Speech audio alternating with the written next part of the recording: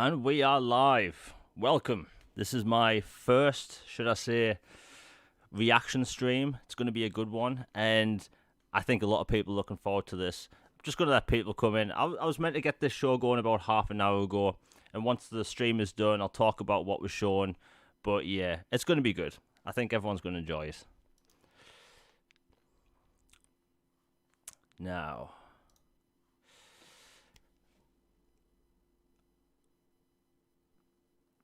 if people are joining right now, just share it. And if you're watching this after the fact, well, if there's any moments of just sound being missing, that's because of copyright claims. There's companies at the minute going wild, just copyrighting everything. But you can turn off that music or background stuff afterwards. Anyway, all that stuff will get fixed. But yeah, just letting people come into the show at the minute. We've got about 32 minutes.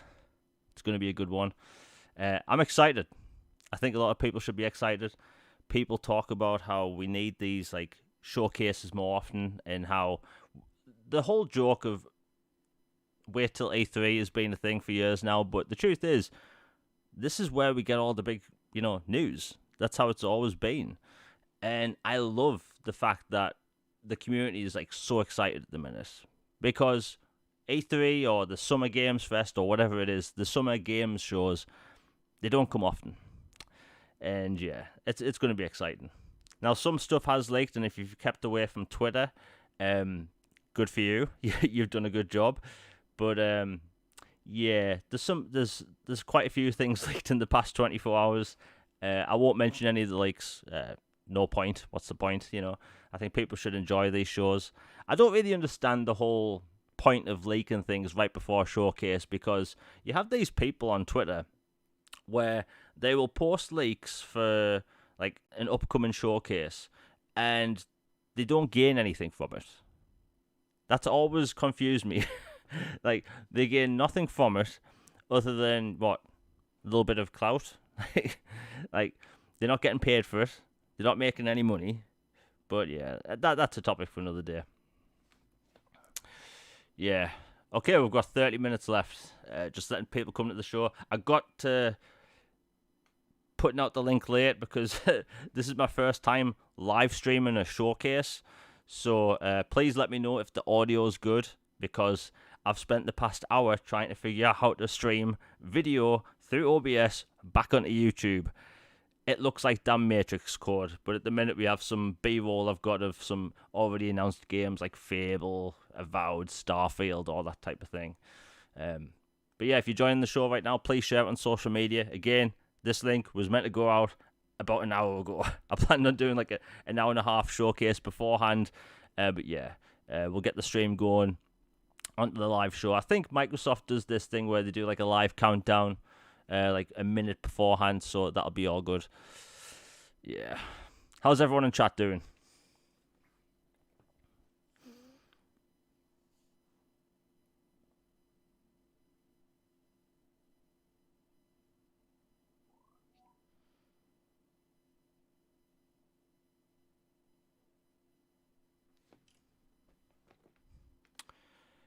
Great. Okay, it looks like everything's working. I actually did stream a few showcases a few years ago, and I had no idea how to stream like video through the OBS back onto YouTube. So the stream was just the Google Hangouts thing with me talking over it, so people would have to have the phone on and then watch it on the TV and listen to me at the same time. Well, not this time. We're just going to be, doing the showcase with all that stuff on screen. But I have to say, whoever invented OBS, they didn't make it easy. It might be free software, but it isn't easy.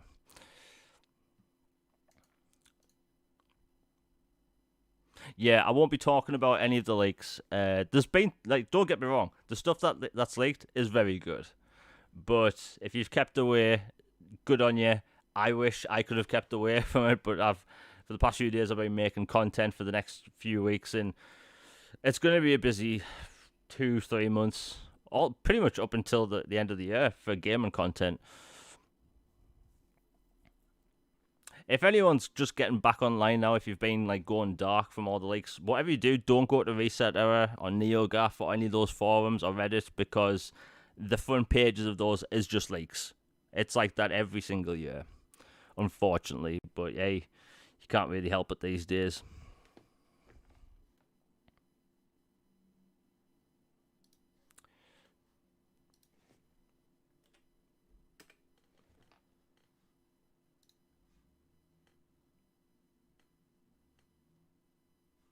Okay.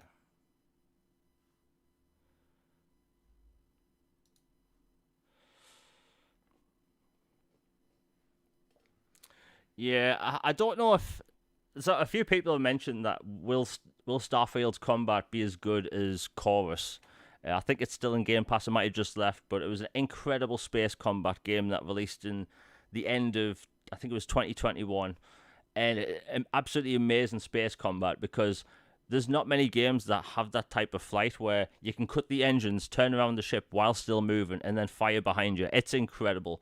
I don't think Starfield's going to do that, but I've only played 2 games ever that let you do that, and I've been playing space combat games since I was a little kid, like on the original PlayStation. I think it was called Colony Wars.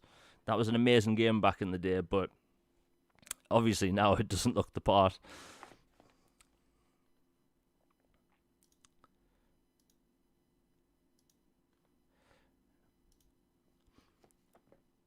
You know, the thing about Starfield is that a lot of people have been looking forward to it, myself included, obviously. You know, I haven't been looking forward to Starfield because it's an Xbox exclusive now. I look forward to it because we don't get sci-fi RPGs that often. And very rare we get ones that are about space combat. So it's a big game in general. Microsoft, they put in a lot of weight on this game. This is their big, quote-unquote, holiday title, even though it launches in September. This is going to push units, you know? It's... like, I'll put it like this. Starfield is going to be a big game. Skyrim launched in, was it November 2011? Great game. And to this day, people still make content about the lore in that game. It's like it's a really deep, magical world with interesting quests and characters. But at the time, it was kind of held back because of its, you know, the platforms it was on, the technology it was developed with. Well, now you have the same team making a space RPG with space exploration, shipbuilding. Like it's actually really deep. We don't get games like that. And personally, I love Mass Effect. It's very obvious to everyone that I love Mass Effect. But ever since the third Mass Effect game finished, I've been looking for some developer to come out with space exploration sci-fi RPGs, and they've just been non-existent. Non-existent. We've had The Outer Worlds, which is great, but they are far and few between. And I'm not going to lie, I rant on Twitter all the time about this. I mention it on the channel now and then. I am absolutely fed up of everything being fantasy. Right? Every single year, 55,000 fantasy games get announced, and I have nothing wrong against fantasy games. Nothing at all. But man, can we get some sci-fi, man? Man. I'm passionate about Mass Effect because, like, the cutscenes, the characters are, like, so well done. Everything now is forced open world. Every single game is open world now for the sake of being open world, because I think developers are trying to justify a price tag, even though the Mass Effect games are basically 50 hours long and they are hub world based. They're linear compared to open worlds. And how did they do that? Oh, it's because they actually thought out mission design, questing. They had areas dedicated to side missions which you don't use anywhere else in the game. It's a purpose-built game with quests that felt unique. And I have nothing wrong against open world games. I went from Starfield to Mass Effect. Like, what do people expect? But yeah, I just want more games to try things new. Like, I talk about how gaming needs more fresh ideas. That's why I'm excited about Immortals of Aveum, which comes out next month. It's a magic first-person shooter, which, again, we don't see that much. Now, I was going to get Logan on as well, but for some reason, I can't get Discord to work. The one day nothing works is, the day all this stuff's meant to go live. Bloody great.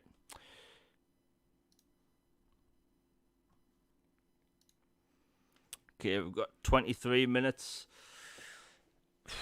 Now, I don't... Actually, anyone in chat, is it really hot where you are? Because I'm a British person, obviously, and, we can't stand the heat. It's freezing all year. It rains maybe 9 months of the year, and then the second the sun comes out, we complain. Just constant complaining about British weather and it being too hot.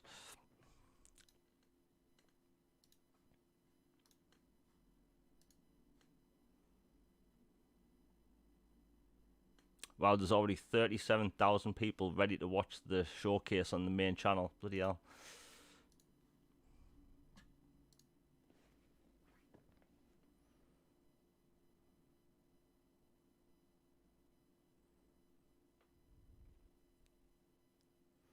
Whenever I've gone from gaming to talking about the whole temperature thing, but for Americans listening, whenever a British person talks about how hot it is, we always get asked, get air conditioning. The problem is in the UK is that there's not really much reason to get them outside of 1 month of the year, meaning the prices of them is super high and our windows just aren't designed for them because they open outwards from the top or the side, so you can't put a traditional, one of those square boxy style ones in a window.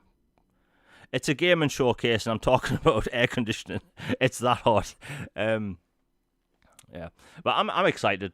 I'm really excited because there's things I know that's going to be on the show. I think people are really going to like it. Obviously, you're going to have your third-party games and some indie stuff, but they have 90 minutes dedicated to games outside of Starfield. That's the important part. And they have an entire showcase dedicated to Starfield afterwards. A 90-minute showcase, that's a lot of different games. They can cover a lot. I hope they do a really fresh format because, that Jeff Keighley thing, by the way, that Summer Games Fest, I don't know how everyone feels about that show, but I did not like the whole interviews on stage thing. I did not like that. Because normally, with Microsoft's and Sony's past few showcases on stage, they show a game, they show another game, and then a developer comes out and talks about their game. But at the Summer Games Fest thing, Jeff Keighley had a developer come out and he was interviewing them on stage. And I thought that was really weird. Did anyone else feel that it was just off? Maybe it's just me complaining because it's too hot, but, I picked the hottest day of the year to do a live stream right next to my PC with the window closed and the curtain shut. Good choices. But yeah, Summer Games Fest, I did not like that format. There was a lot of games I thought were really cool. I loved seeing the Alan Wake footage. I was a bit disappointed to hear that Alan Wake 2 is going to be 50-50. You only get to play as Alan Wake through 50% of the game. But at the same time, that's 100% more Alan Wake than what we've had for the past 13 years. So, hey, I'll take it. That Prince of Persia game, I've seen a lot of people get really angry about that game online. I don't know why. I thought the game looked cool. I got really Metroidvania vibes from it. And I like Metroidvania games. The music didn't sit well with that style of game, but at the end of the day, it's a trailer. I don't really care. It doesn't really affect the game. Again, the Immortals of Avum segment, really cool game. But I was just really put off by those interviews. Bringing out Nick Cage on stage, cool, I get it, but I just don't understand the whole interview thing. Isn't it meant to be about the games? But it was more the whole thing was meant to be about Jeff Keighley. The Lies of P demo announcement was cool. That game comes out in September now, so it's only been delayed a month. Not much of a big deal. The demo, by the way, is really worth playing. It's a really polished demo. I played a lot of demos in my time, and it was almost like playing a finished product. It really was. And I know the Souls-style game puts some people off, but I highly recommend people try it. It was only about 16 gigabytes, I think. Something around then. But yeah, fun game. Brutally challenging in some areas, but yeah, really fun game.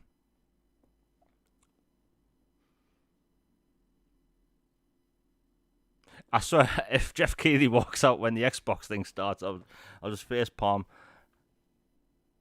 Because this has gone from a gaming showcase pre-talk thing to air conditioning to Jeff Keighley. I don't understand why the gaming industry has to be about him. Like, it occurred to me a while ago, like, the Game Awards is obviously his thing, fair enough. Then you have Summer Games Fest, where he's looping in everyone else's showcase and calling it included in Summer Games Fest. And then there's Germany. Germany have their own show called Gamescom every single year in... what the hell? Somewhere in Germany, I forgot where it is. But they have opening night live in LA hosted by Jeff Keighley, where they have the big announcements. And I feel like, doesn't that take away from the Gamescom show? Shouldn't it be a German show hosted by a German in the gaming industry? But no, it's the German showcase presented by Jeff Keighley in LA. And like, so if Summer Games Fest can just include everything, right?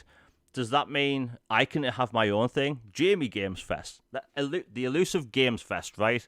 I'm including everything in Summer Games Fest in my thing. I'm going to post all the links on my thing and just have it included, because we can do that apparently. Like, I get he's done a lot for the game industry and I respect them, but I there's too much focus on him. I just don't understand why was he interviewing people on stage. It was a weird format. Really weird format.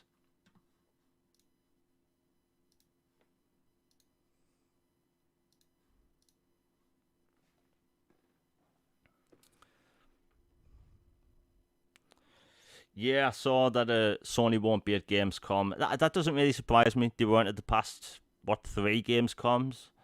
I mean, it is what it is. Like, Sony just does their own thing now.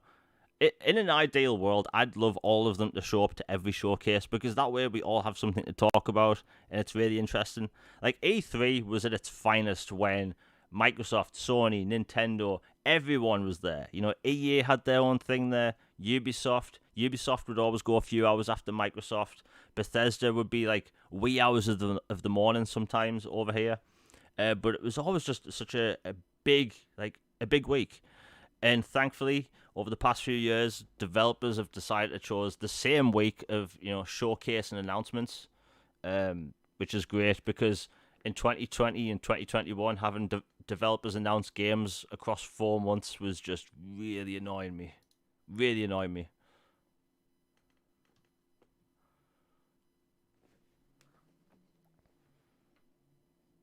COVID ruined E3. Yeah, I mean, obviously that couldn't have been helped at the time, but just seeing the games industry shift over the past few years in different ways, like there's been predictions that like we're moving away fully from discs by 2028, and I honestly believe that.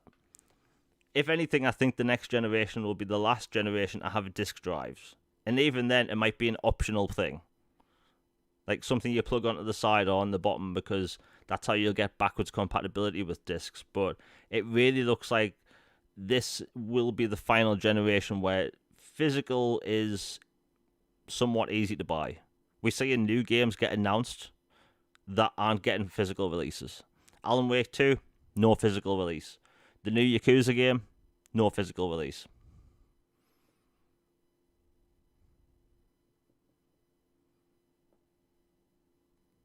Yeah, I've never understood the whole order of the E3 showcases before, because there's been times where, like, Sony would usually go after Microsoft, and it would, like, go back and forth, and I don't know, like, if you go back to 2013, where Microsoft actually had a really good showcase, it's just people think about the reveal where it was all about TV, that later on, like, Sony were able to say anything. They literally stood on stage and told their fans that, hey, we're going to start charging you for multiplayer like they do on Xbox Live. And everyone just shrugged it off, because people were still talking about the whole TV thing that happened the month prior.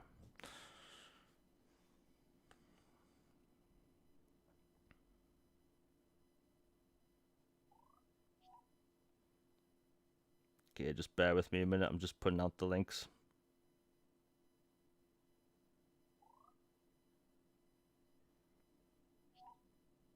Yeah, I've watched a lot of showcases, and I've never seen this excitement for a showcase before for Microsoft.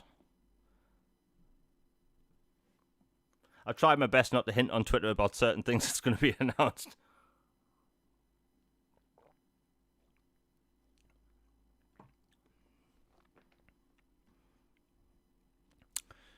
Okay. Okay, the show starts in 12 minutes. If people enjoy it, please put out the link, share it and all that stuff. Liking and commenting, doing the chat stuff always helps. Super chats are live if you want to support the channel and anything read out and stuff. Let's see.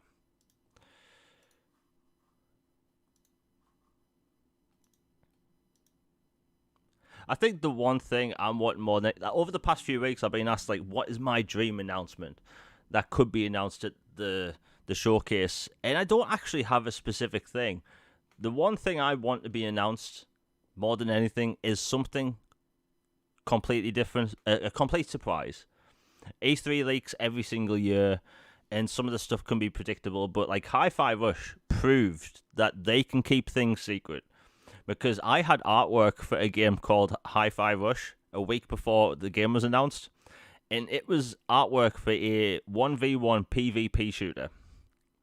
So the thing that leaked, I think, was put out on purpose, and they managed to keep that whole cel-shaded third-person action-adventure game that's rhythm-based, and it worked. It worked really well.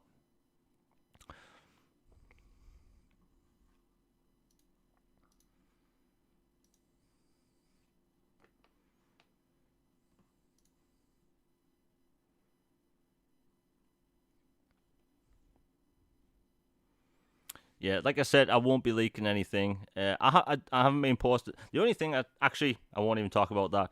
But no leaks.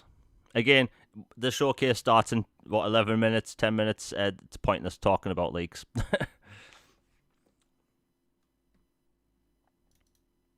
But yeah, this link was meant to go out about an hour and a half ago. But trying to get the whole thing set up was a bit of a mess. But again, if you're just joining the show now, do not pay attention to any of the forums at the minute, because the top page every single year is just filled with leaks.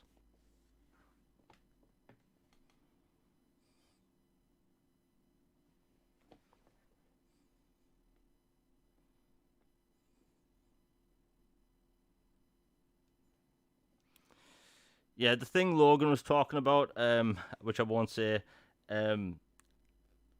that thing kind of leaked about a month ago. It's been all over the place. Not talking about that was difficult enough, more difficult than it is now. But yeah.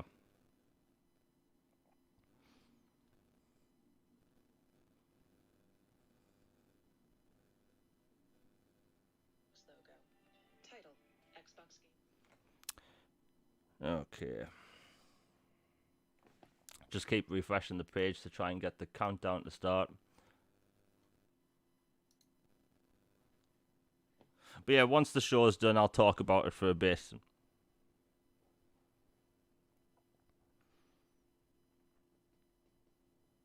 I tried getting music playing while we wait, but it's not working.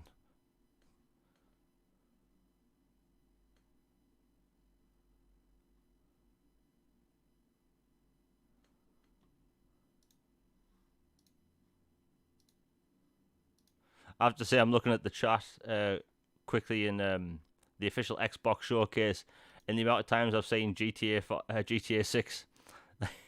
I hate to break it here, but I don't think GTA 6 will be there. GTA 6 will probably be announced on a random Sunday morning at 2 a.m. for some reason, because, that's what Rockstar does.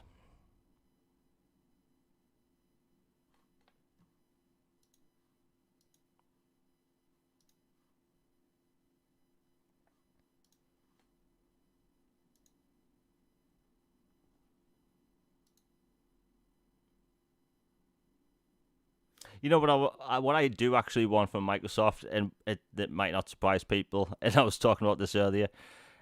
It's I want some developer be it Microsoft or someone else, is to make a shocking a third-person shooter RPG with a sci-fi setting. Like every so often, a popular game comes out, right, and it redefines the genre. People love it, and all these other developers start copying it, right? And in a good way, in my opinion. So The Witcher 3 comes out, absolute masterpiece, and all these other games start feeling a lot like The Witcher 3, like even Assassin's Creed. And you have Call of Duty 4 back in 2007, and after then, developers were like, oh wait, we can make modern military setting games. So we start seeing a lot of games, a lot like Call of Duty, and they're even using the exact same button prompts for reload, change weapon, and all that stuff. And that was a thing. But every so often, a game comes out, it's massive, and no other developer copies it or takes inspiration from it. Like I said, Skyrim came out in 2011. And in that time, we've not had a single developer make a first-person, single-player, fantasy open-world game on that scale. Just hasn't happened. And the same with Mass Effect. Mass Effect comes out, and no developer since has decided to make a third-person shooter sci-fi RPG. Like, why? It just seems like such a missed opportunity.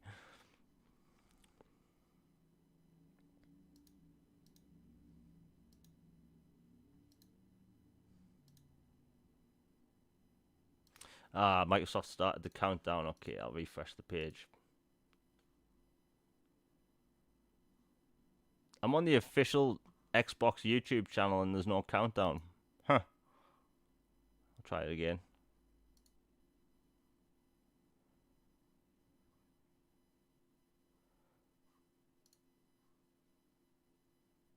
Oh, that's the audio description one. Yeah, they did something similar last year where the audio description countdown started first, but the Xbox Direct didn't. Which, I mean, whatever.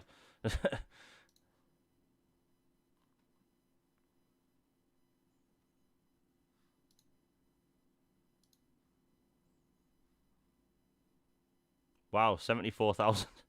Bloody hell. Skyrim 2. Yeah, I don't think we'll get a Skyrim 2. But yeah, right before the thing goes live, I'll switch over to the stream and we can all watch together. But as the show's going on, just let me know if you want to mess around with the audio settings, because the audio for the stream will be maxed out. My volume will be a little bit lower, but you can still hear me. I'm going to be quiet throughout, obviously, the announcements. But if I'm genuinely shocked, obviously I'm going to be gobsmacked. But that's how it is with reactions. I was actually meant to be on camera today for the first time, but I'm still trying to get the set built. So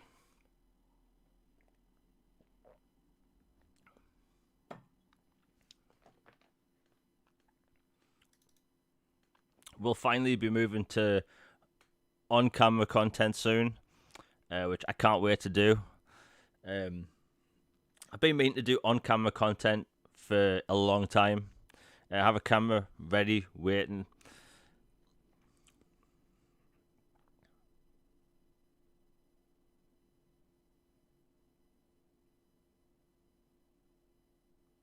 Yeah, so here's some fun behind-the-scenes things. So I'm working on the whole set I'm having for on-camera content. And I buy this display cabinet for my collector's editions, such as my Halo Reach statue, my Assassin's Creed statues, things like that. My Splinter Cell figure. Had it all set up, and the whole thing just shattered. Absolutely shattered all over the place. And it was one of those IKEA glass display cabinets. I just closed the door one day very gently, and the thing just popped into a million pieces. It was like sand. I've never seen anything like it.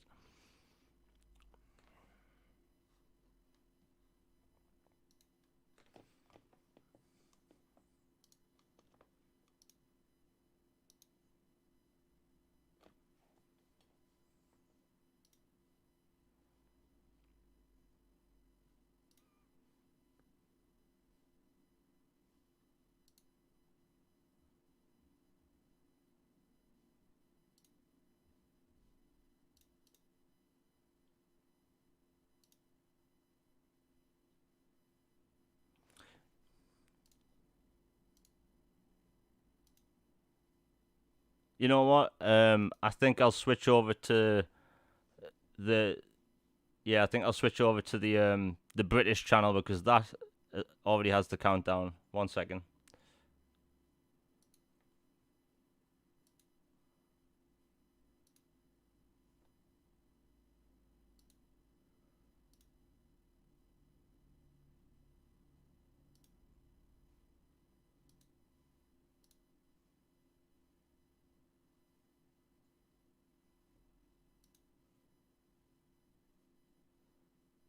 The hell?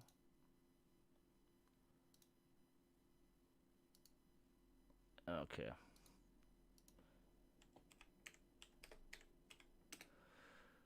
Will be 1 second, just getting this set up. Okay.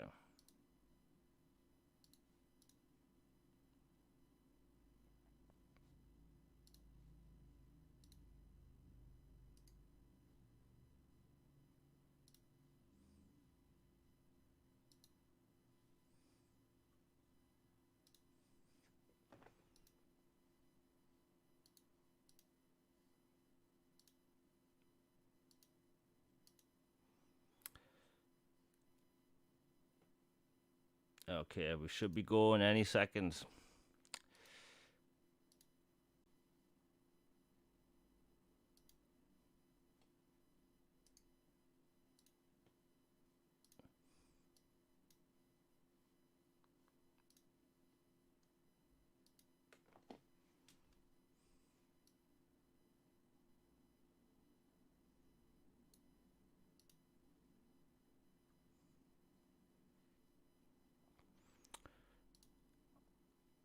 Yeah, really slow at getting this started on the main channel.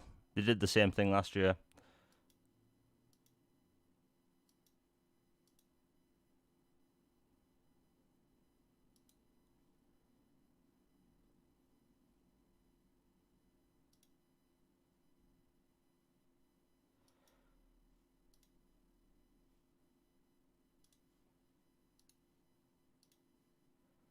Come on, Microsoft. Here we go.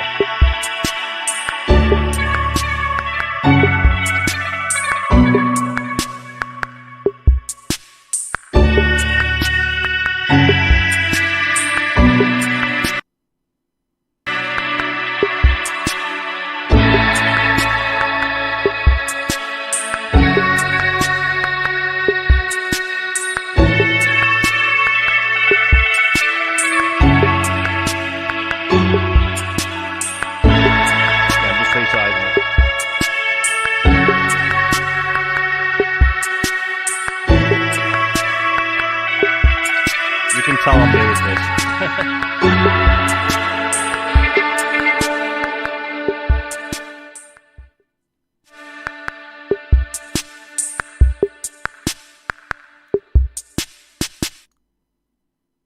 Okay, how's the audio, everyone?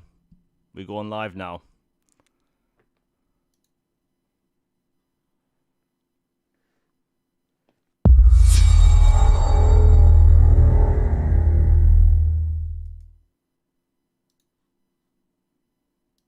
Oh, we're finally doing this, are we? Because I was going to make a sandwich. Oh,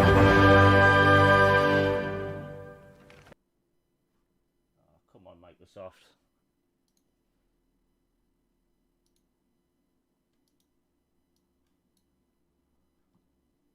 Oh, crap. It's Fable.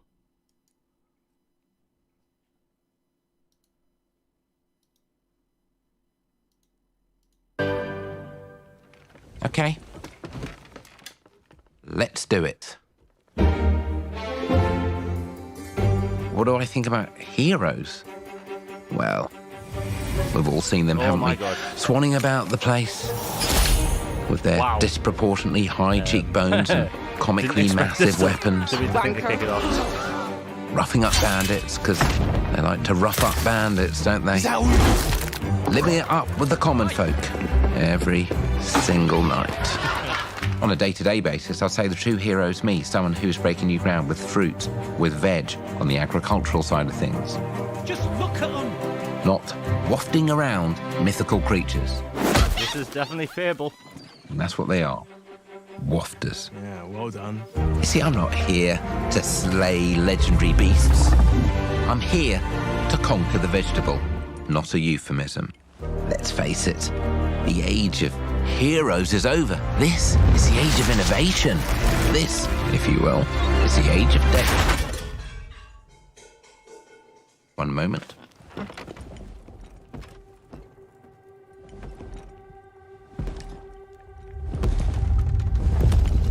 This is awkward. Yep, this is Fable, alright.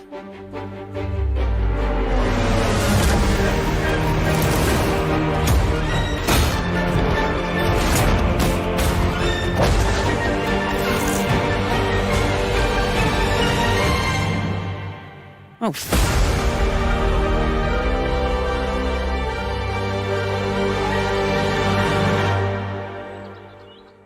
Wow. I did not expect them to kick off with Fable.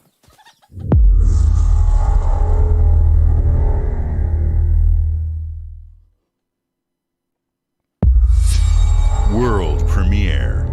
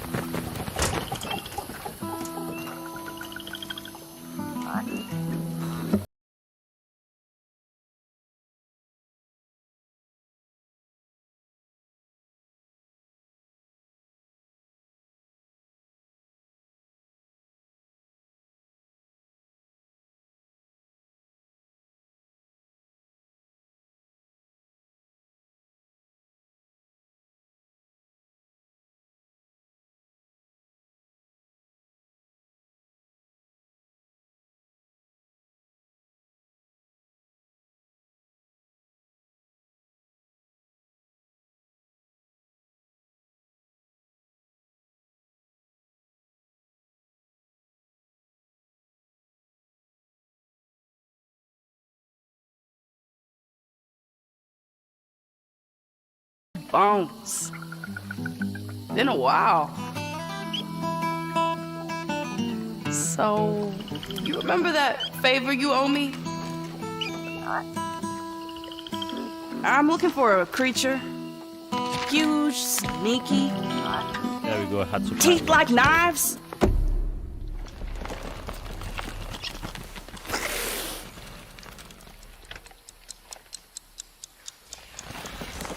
No? Well, hey, how about you guys?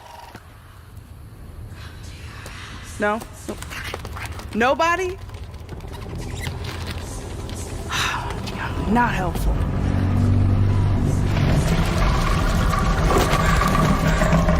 Mm-hmm. Sneaky.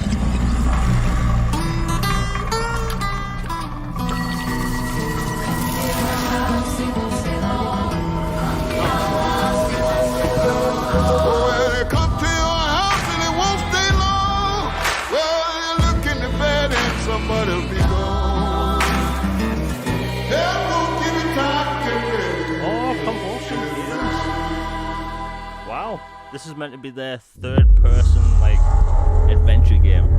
Wow. World premiere. These are dangerous times. At least that's what I hear. No way. Oh my god. The Empire? This is the Ubisoft Star Wars game. They're everywhere.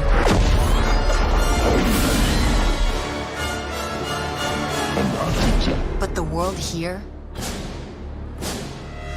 belongs to the syndicates.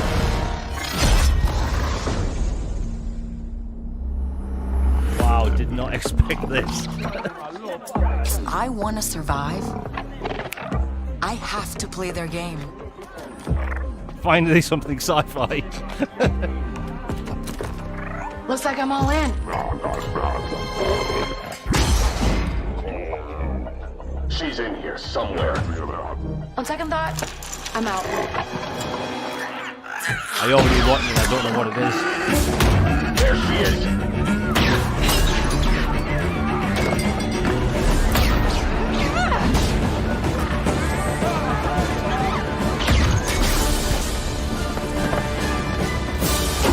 speeders. I already love it. I've been held back my whole life. We are 8 minutes in, and it's already better than the PlayStation 4. And now, And you've I got a just cool need a little dog chance thing. to finally be free. Wherever that takes me. Ooh, I like the ship. I'm here to offer you a way out, okay? Get off my ship, Jalen. Give me a chance. Wait a minute. You're gonna have to trust me. It'll be Is that him dangerous, from risky. Mandalorian? But if you pull this off, you'll never look over your shoulder again. 10 out of 10, I need this.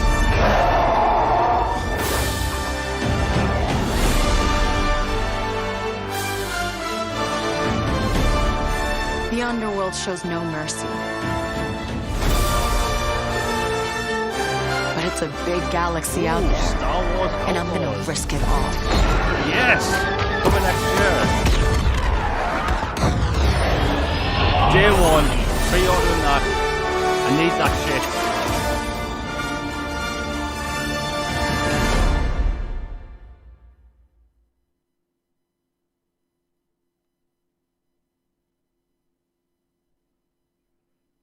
I'm freaking the hell out. I didn't expect to see that. Wow. Fable, South of Midnight, Star Wars Outlaws. Welcome to our first ever double feature, the Xbox Game Showcase, followed by a deep dive into one of the most important RPGs ever made, Starfield. Oh my god. Gaming is the most powerful of all entertainment. It transports, it challenges, it connects us, and it's just incredibly and awesomely fun. That is why Team Xbox is committed to building the greatest place to play, by partnering with the most ambitious of game creators, and by unleashing the power of the gaming community, enabling all of us to play the games we want with our friends anywhere, from mobile devices to PCs to consoles. The lineup we have for you today is just incredible. These are the works of the very greatest creative teams from around the world. We made this show for you, the largest, most engaged, and globally diverse fan base in Xbox history. You are the heart and soul of Xbox. Your passion drives us, and you are the inspiration for the visionaries whose games we showcase today. From me and all of the team at Xbox, thank you. This next game is from Thunder Lotus, the award-winning studio behind Spiritfarer, who've gone back to their combat roots with an amazing co-op raid-focused action game that is uniquely theirs. All right, everybody, it's time. World This is premiere. already really an impressive show already. Damn.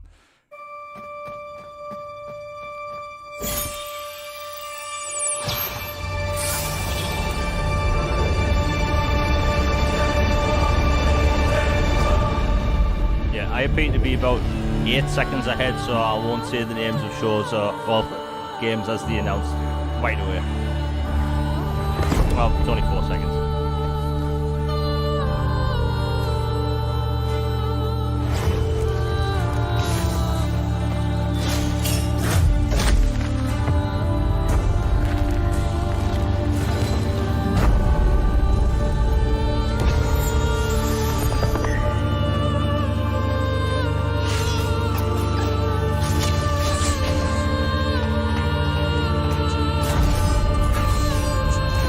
This game reminds me of that Pipe Light Prison, I think it was called.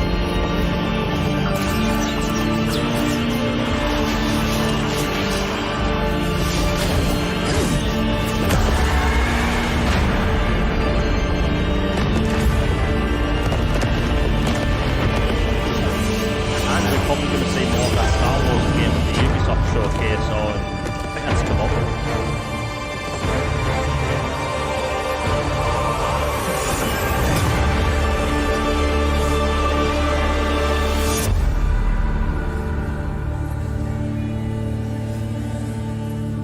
Immortals coming 2024. Game Pass Day 1. Nice.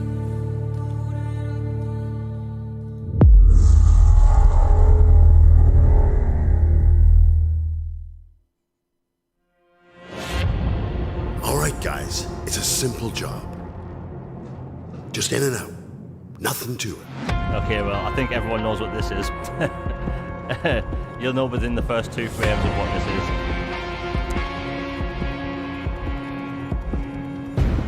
I don't even have to say the name. Everyone knows what this is. That mask Everybody is hit iconic. the floor!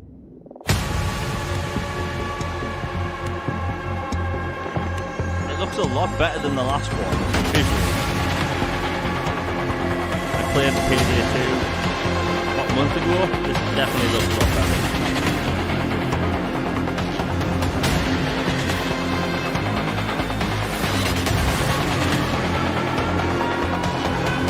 Game Pass Day 1 as well. Wow. Yeah, I'd be shocked if this wasn't Payday.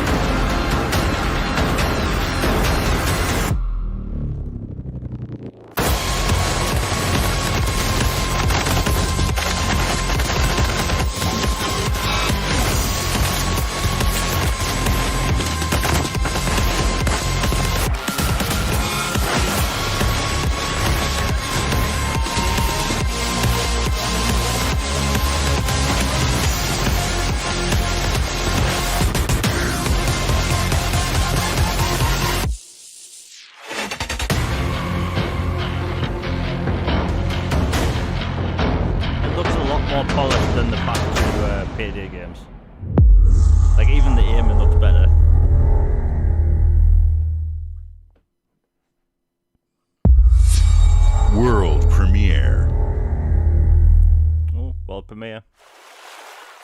Oh, I think a lot of you people are going to like this. Everyone in chat. Unreal Engine. If you've kept away from the leaks, congratulations. I'm not brave, but I kept trying. Not strong enough, but I kept going. With all the hardship away, knowing that if I don't fight, I'll forever be more with pain. If I give up, that's an automatic loss for me and a win for my enemies. Can't let it be. Took a few knockouts to understand the game. Now I'm ready for the ring. Yo, time for the king. Wearing the armbands and seas. Being a state of no fear, fixed like a screen team. Has me protein, no guarantees. As we take these, Persona fans are absolutely losing their mind right now. No space for doubt. We believe in a team. Unwelcome guest, disregarding the question. Putting these enemies in forever breath.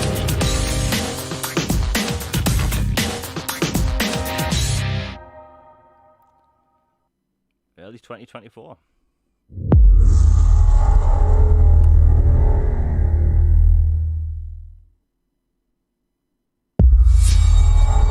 Oh, Xbox Game Studios.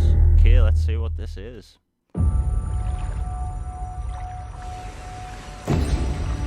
What the hell?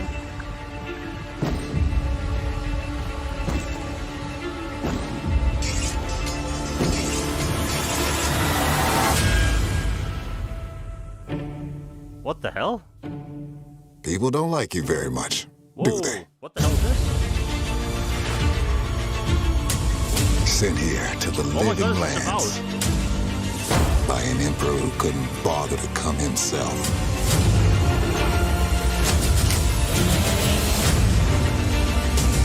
That looks like the Pillars of Eternity universe. To investigate some plague that seems to be corrupting our very souls. Yep. 99% sure this is Avowed. You want us to trust you. But the truth is, you scare us. Oh my god, the magic is great. The way you fight. You can't stop Obsidian. The power you really can't wield. stop Obsidian. The secrets you keep. You're either here to save us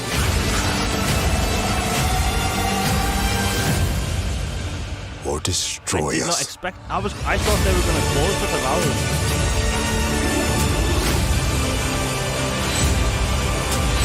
Man. So now that you have all this power, what are you gonna do with it?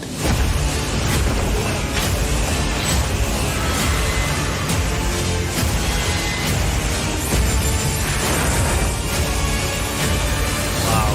Microsoft, they are starting their show heavy. Wow. Early 2024. Well, 2024. I can't believe the opening the show with Fable and then just going like it's. I'm just shocked.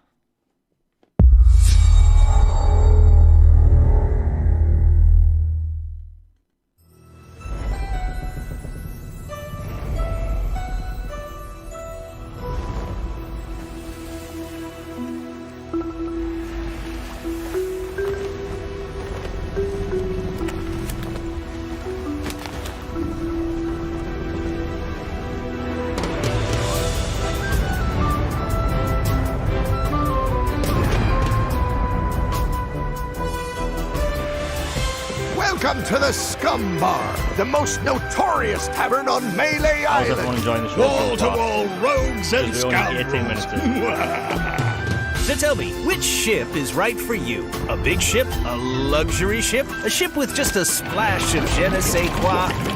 The legend of Monkey Island. You mean Governor Guybrush. But Threepwood's not set foot out of that mansion for almost a year.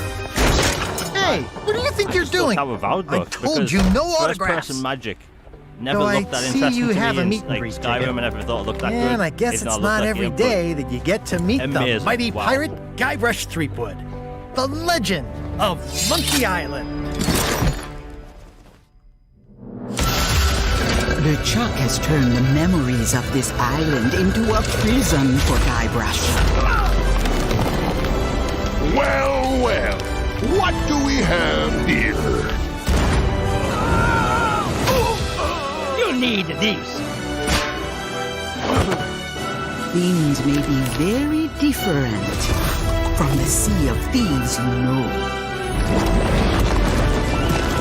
Okay, that's a really cool crossover. Let's think about it.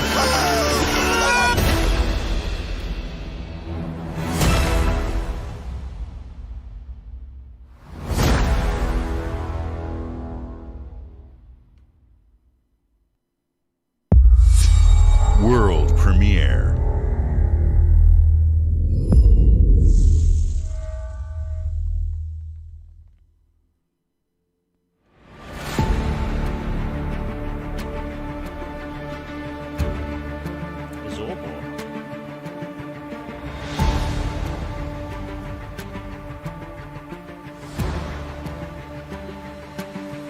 Let's see what the next expansion is.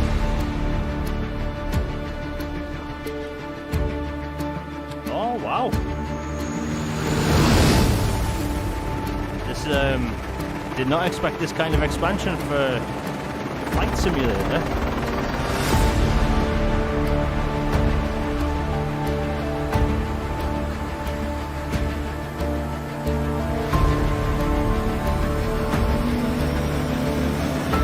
If you've never played Flight Simulator, I highly recommend it. It's such a relaxing game.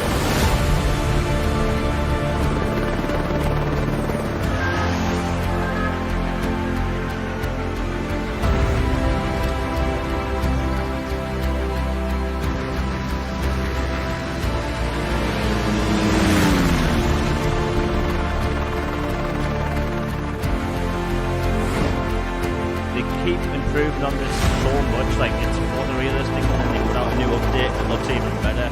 Like, what an impressive game.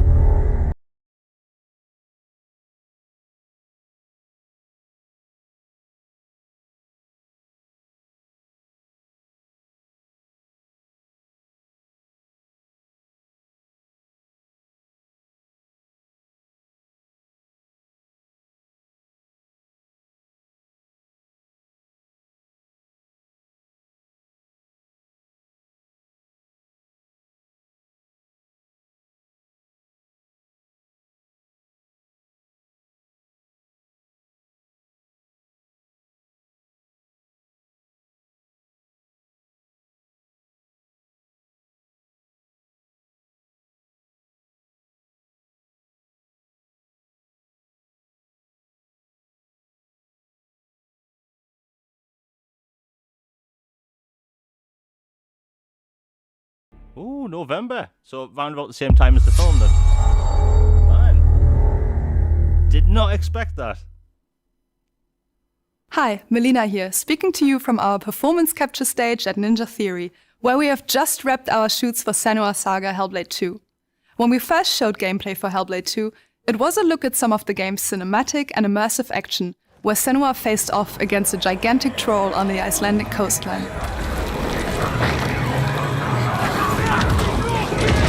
Today, we're taking you deeper into Senua's story, her personal quest, her unique perspective on the world, and the intimate journey that awaits you in Senua's Saga. What you'll see today is all captured by the team on Xbox Series X. I can't imagine what they've got saved for like an hour from now.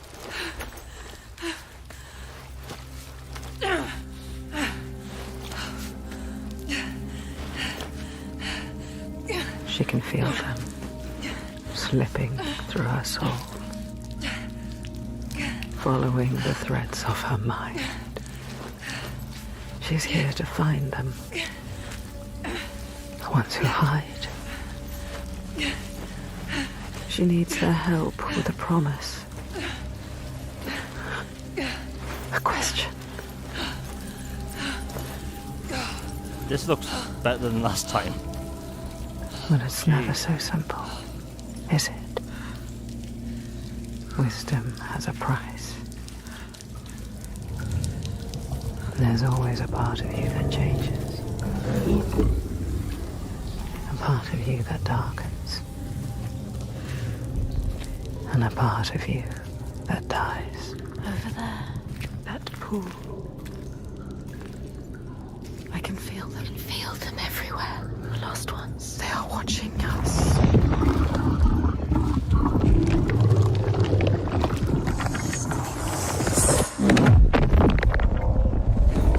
You should never have come here. They can see us. What is going to happen? It's time to find out. How can we make it happen? It's time to find out. Why are they watching? It's time to find out. What are they waiting for? Senua, what are you waiting for? I'm here.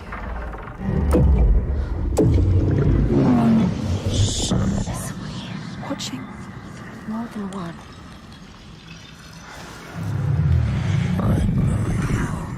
Where are they? Where are you? What do they want? I don't like it. I'm scared. This is too much. Their eyes. Everywhere. Can feel them boring into her. Witch. What is she supposed to do? Do something. Ask them. What do you want me to do? Notice everything Microsoft Showcase so far, first party, single player. Our souls fought through hell to find us. You were lost. Not anymore. Are you ready for what you will find here? What we will find. What if it's all for nothing? What is that? There. They are waiting. There. It's them. It's you. What will they do to her? What will we do to us? Touch it.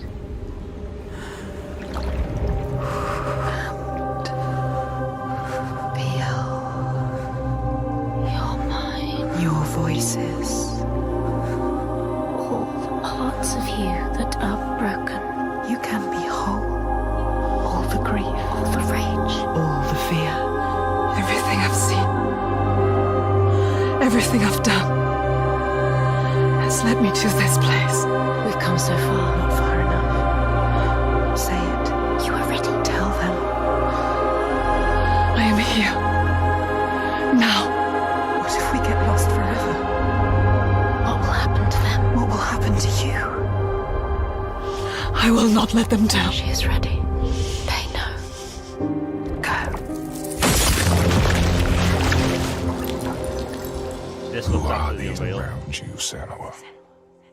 Those you have saved, or those you led to death?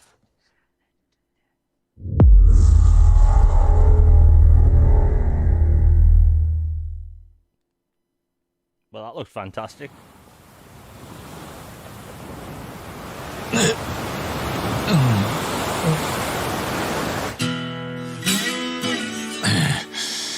Oh, Yakuza Ace, what the hell?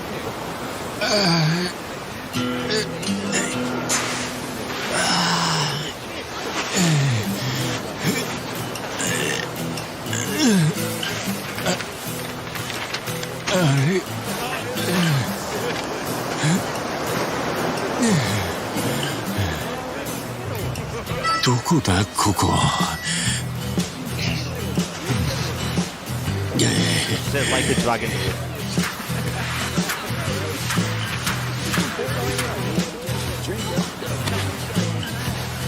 Oh boy, Ichiban.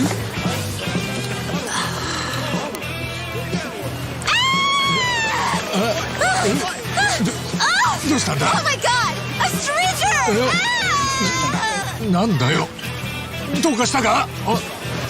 Oh, turns up, dude. Yeah, dude. Hang loose, bro.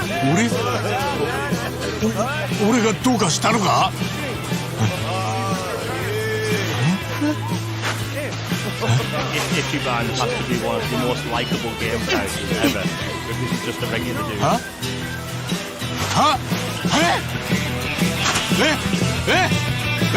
Yeah. HellBlade 2. The offices were closed in the UK till like March 2021, so doesn't really surprise me. Wow. Like a Dragon Ace, Infinite Wealth coming early 2024. Man, this showcase is amazing.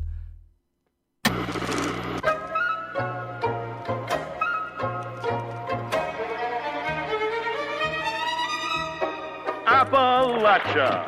What a sight! A verdant wonderland of promise plucked from post-atomic blight. The fruit of years of prudent progress and determined reclamation, and 15 million dwellers worth of keen imagination. From the heart of West Virginia to the depths of the pit. Well, we owe it all to Vault 76. No matter if you roam alone or spend your time with friends, you'll find a home in Appalachia where the good times never end. There are relics to uncover from a time before the war, along with loads of friendly folks to meet and enemies galore.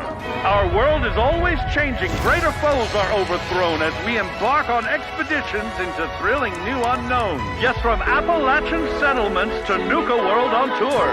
You're never short on things to do or places to explore. Think you've seen it all, eh? Well, how about this? Pack your bags for an escape of Epicurean bliss. Put your rad shield on and fix your hair up pretty because we're headed for the boardwalk of Atlantic City. So what the hell is Microsoft So there saying you for the have end? it. Now you know. There's My a million ways to expectations, make the wasteland your waste home. And when you hear adventure calling, when you're looking for some kicks, answer the call of Vault. Answer the call of Vault. Answer the call of Vault 76. Play it now Yeah, they always with do updates Xbox for the live Game service Pass. stuff. But like half an hour in, wow, they're doing a good show so far. World premiere. Oh, here we go.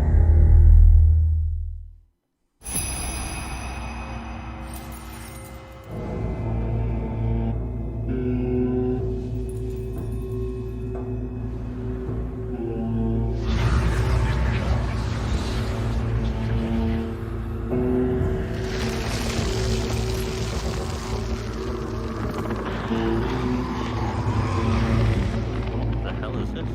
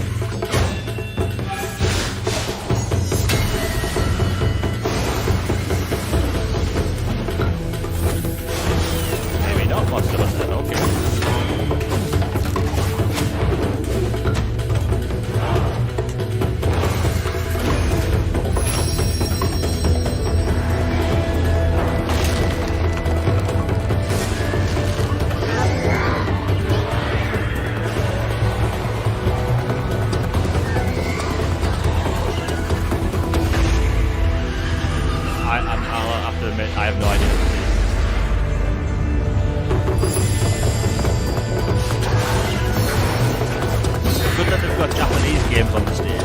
Very important.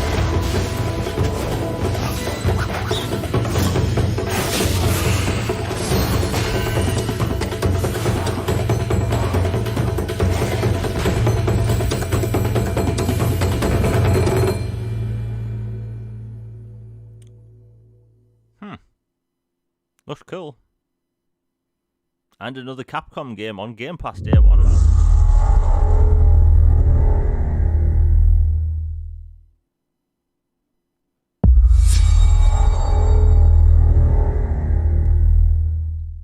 Still got an hour left.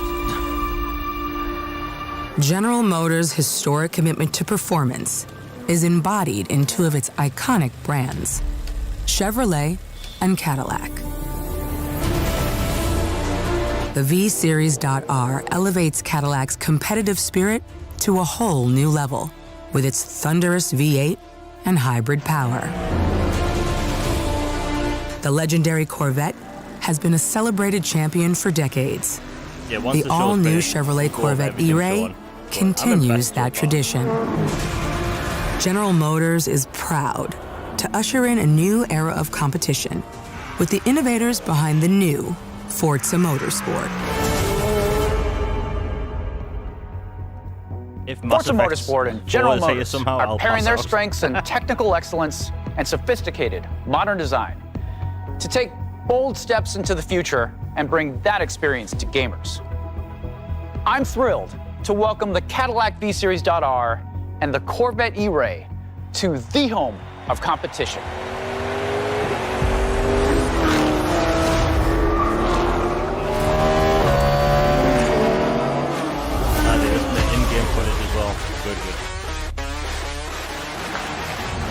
I know you're ready. You've got this.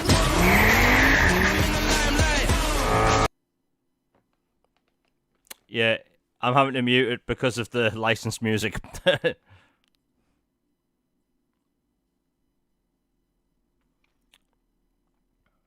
But so far, this show is it's really good.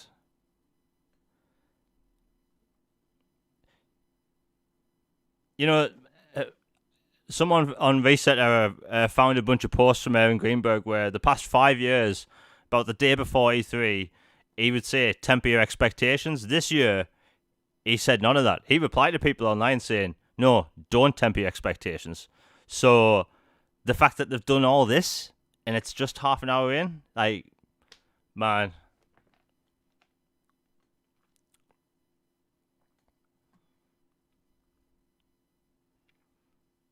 I did not expect Yakuza 8 to be there, though.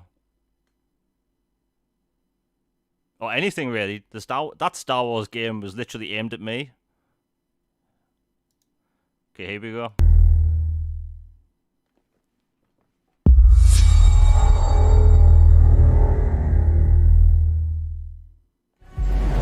I have seen all that ever was, and all that ever will be. I have seen betrayal, endurance, ambition, and courage. I am the one who knows. Yeah, Forza releases October 10th.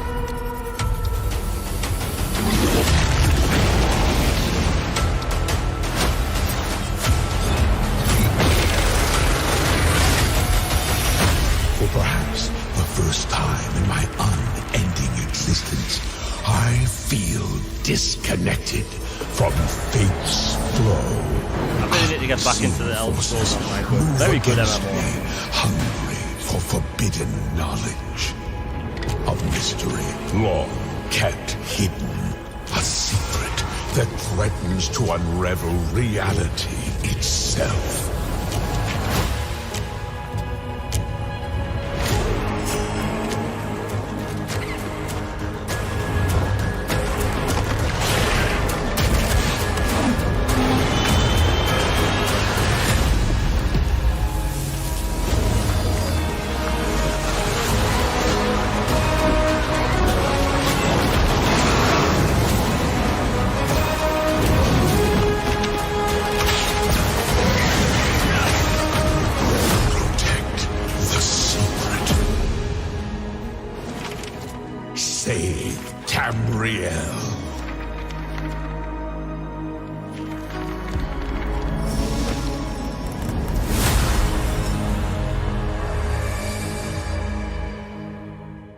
expansion out June 20th.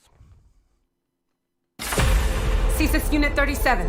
Toronto is under attack. By Null Sector. There's something different about Null Sector this time. They've taken over most of the city and they're rounding up Omnics. They need our help. People are answering Vincent's recall. There's new blood on the team. I'll admit, Overwatch, that's not my type of thing. I don't really play that type of first-person shooter.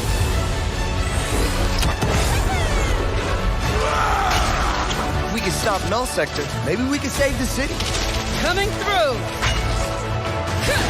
Been a while, Vivian.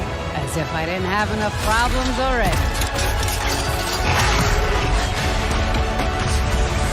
So we fly up there, smash through anything that gets in our way, and what's another business?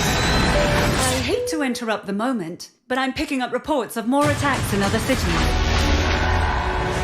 It's a fight they want. I say let's give it to them.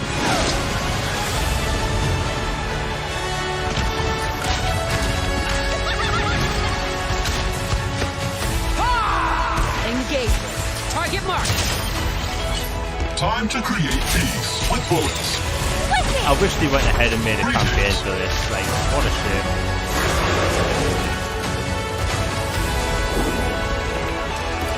Oh, yeah! Boom!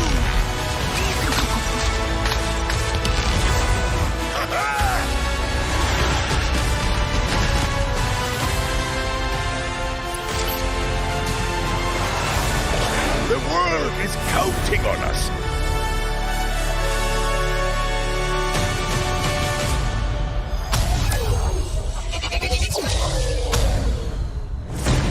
Let's go. Shall we do this together? Fight with me! Engage it. Watch this! I saw that. Not bad.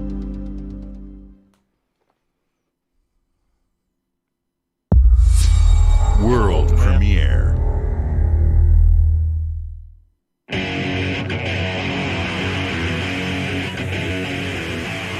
What is this place? It looks like we're in a palace. What the hell is going on? Who are these people? No idea. But if they're attacking us, our only choice is fighting back. Hey, look over there! Can you get us out of here? So you're telling me you're thieves who steal hearts, and you just happened to stumble into this world? The Rebel Corps will always help the Phantom Thieves, just as the Phantom Thieves have helped the Rebel Corps. Never forget that we're a united force who can rely on each other. You should be grateful to have been made my subjects. But you're just mannerless little brats. Lots of personas today. Unfortunately, returning will be no easy feat. Somewhere deep inside, I know you realize things can't go on like this. So, will you take a stand beside us? Yeah, let's show them what we got.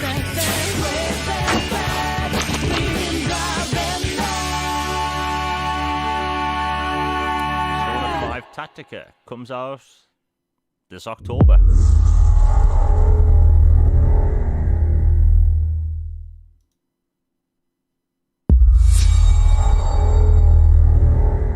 Still can't think what the hell Microsoft's going to finish with.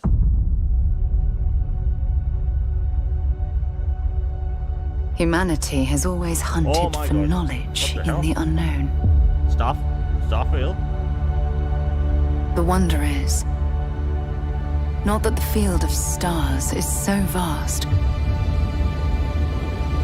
but that we have measured it.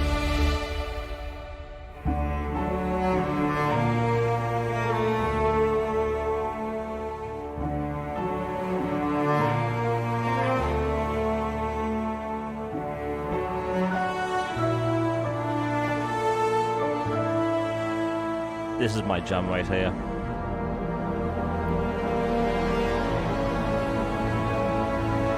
We're all here because we're committed to the biggest question of all. What's out there? Man, this is going to be so good. 4K visually definitely better than what we saw last time. And I thought it looked good. You're last part time. of Constellation now. Part What of the hell our are they saying for the family. end of the show? Because obviously Starfield's got its own thing in like an hour's time, but We do not fully understand all that is at work here. No finer group in the stars to be unraveling this mystery.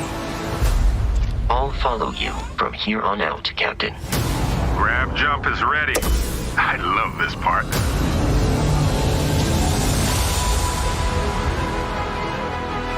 These artifacts could be everything we've been looking for. Another actually great speechless because secret I the need this so universe is much. asking us to unravel. Human settlements throughout the galaxy could be at risk. oh wow, third-person combat looks really good.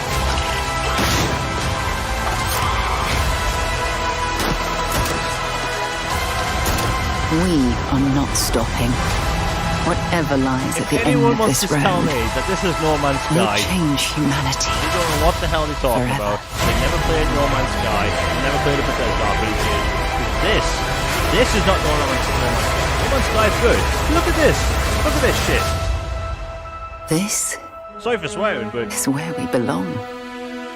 this is what I need. Hook it up in my veins, and we get half an hour of this in like 50 minutes time. I think. September 6th, no delay.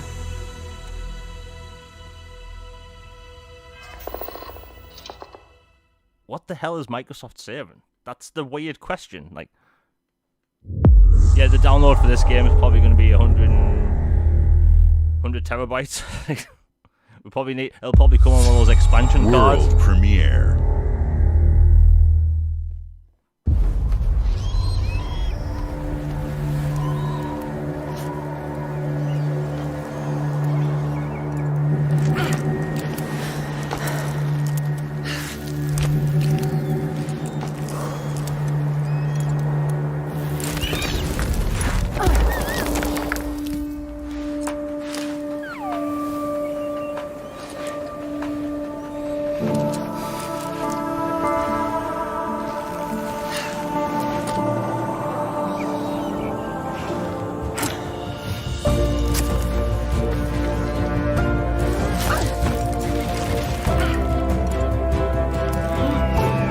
I'm surprised how much better Starfield looks.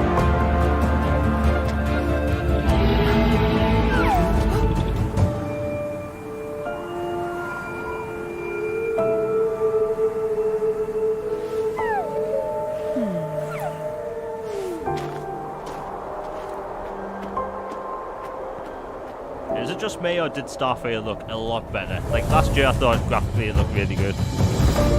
And bear in mind, I haven't said anything bad about No Man's Sky. I'm saying there's two different games.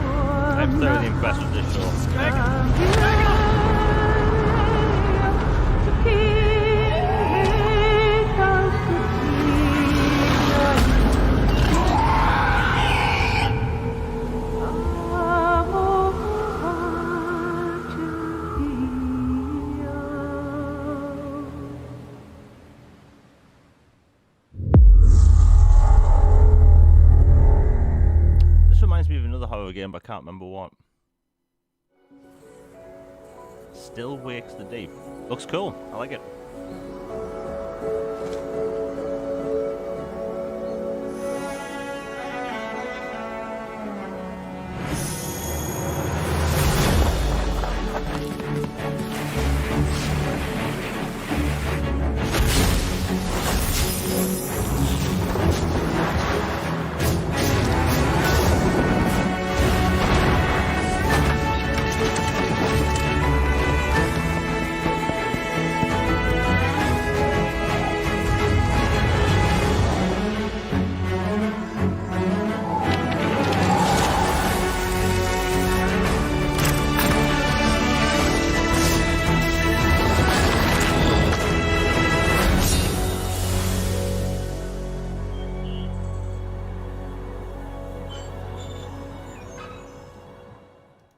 I like the look of this.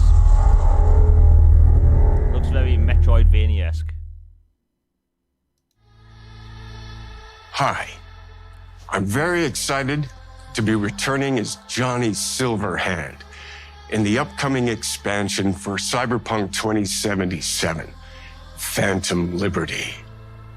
This new adventure reunites Johnny and V on a dangerous spy mission and introduces Idris Elba as secret agent Solomon Reed.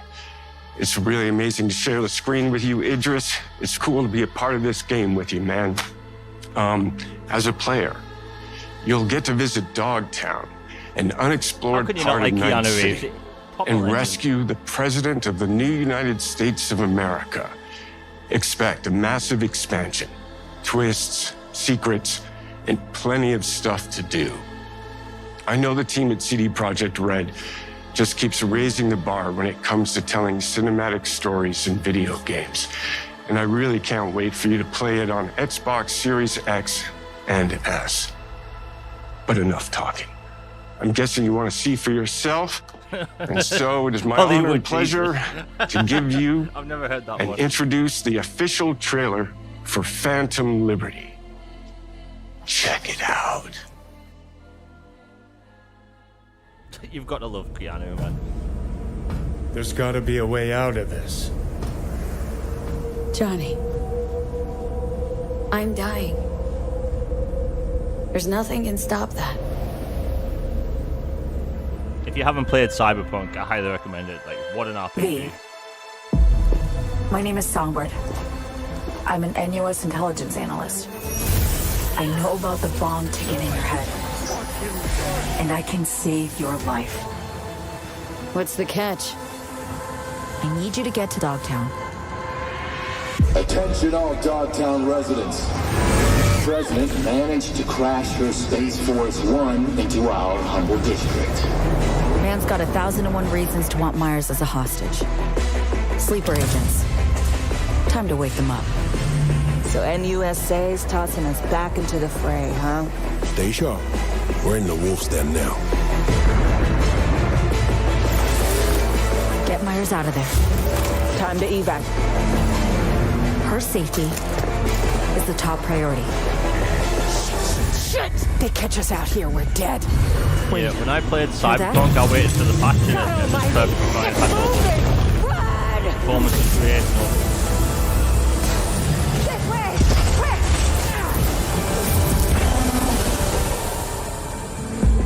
Someone ratted us out. You know, V, treason ain't ever black and white.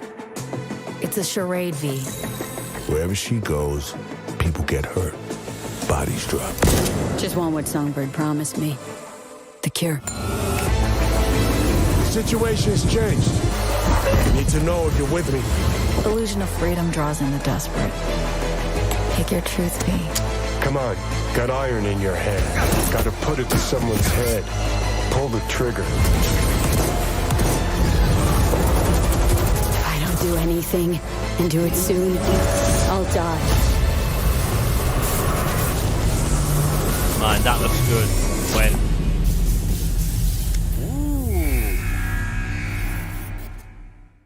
Ooh. Okay.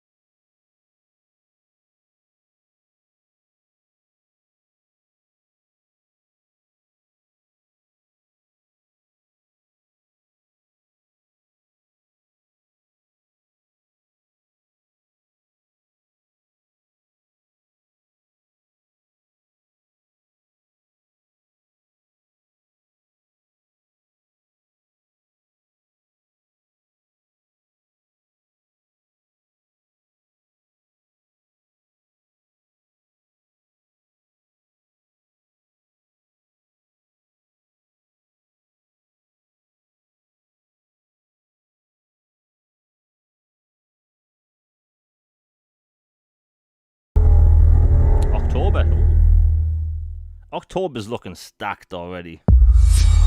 World premiere. The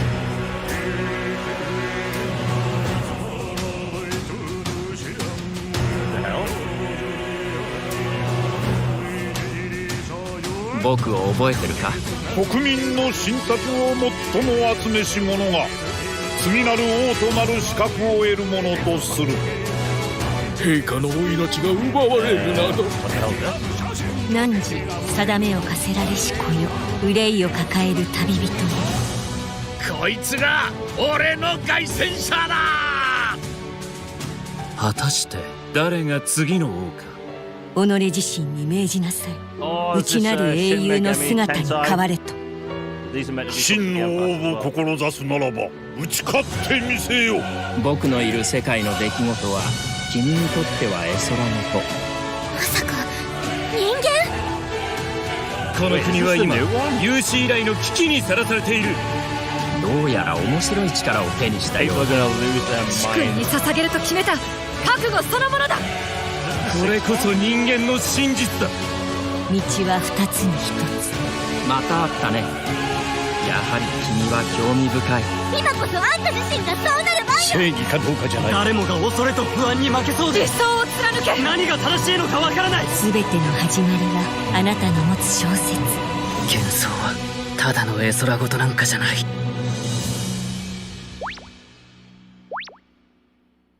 Wow. The Japanese games today, there's a lot of them. World premiere.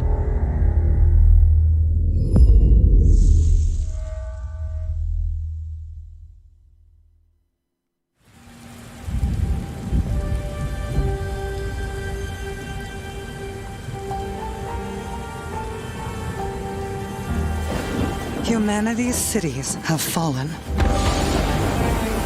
Our people's only means of survival is to seek sanctuary here, in the Belfry.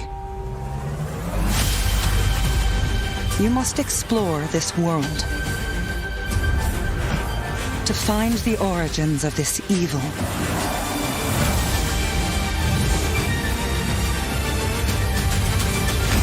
And bring hope back to our people.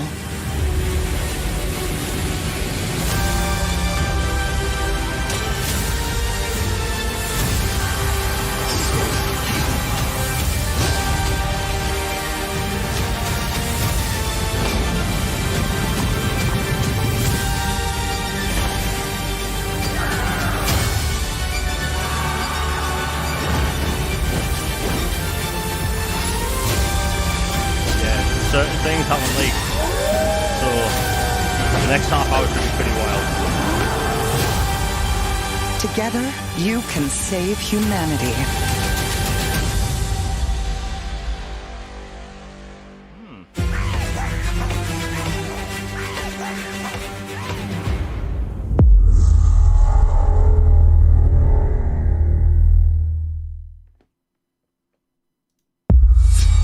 World premiere. Towerborn.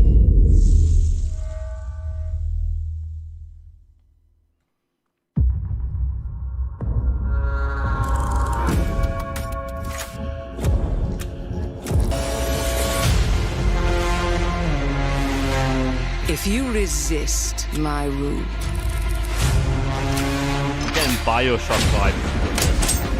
if you alter our past, if you threaten what I have built, there is nowhere in space or time where I will not destroy you.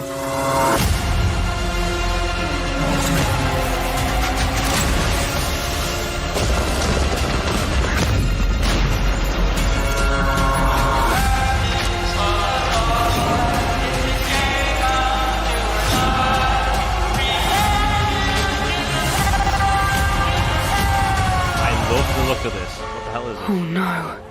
What did I do? Oh my god, it's Bioshock. Any last words before my friend puts one in your scalp?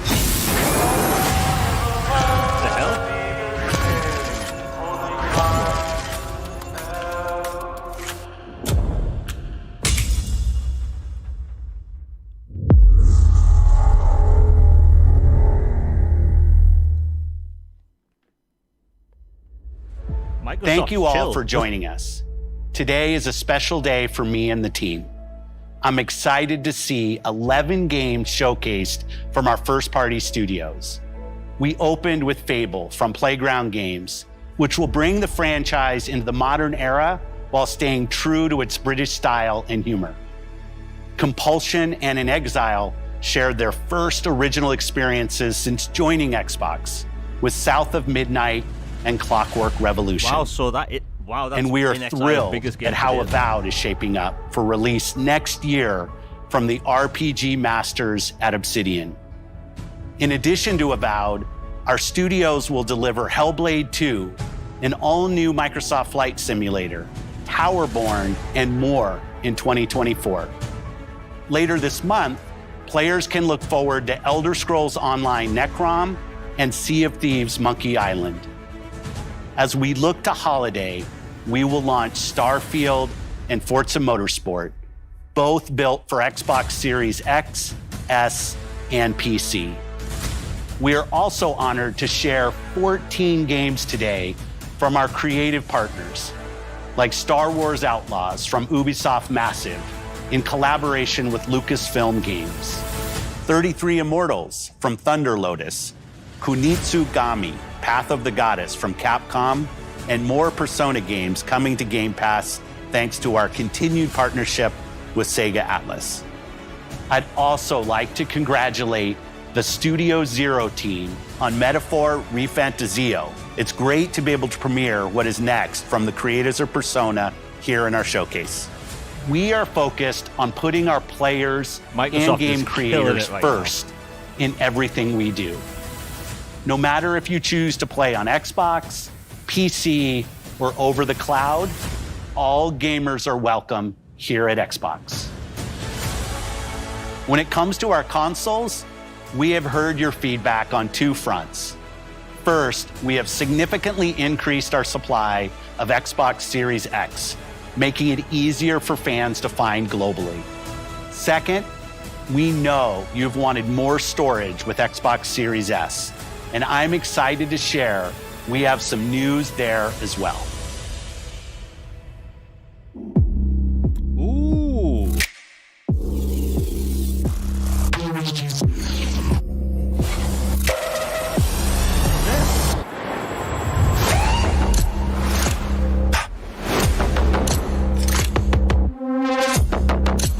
Okay, this is going to please a lot of people.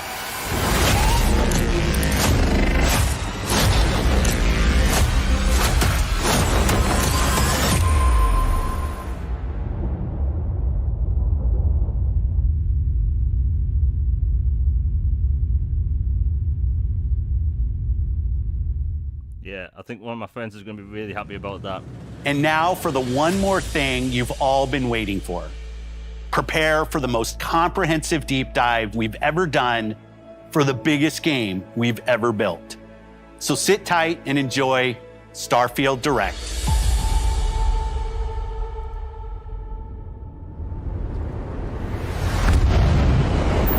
Okay, so it's a 90-minute showcase altogether. That was a pretty good showcase.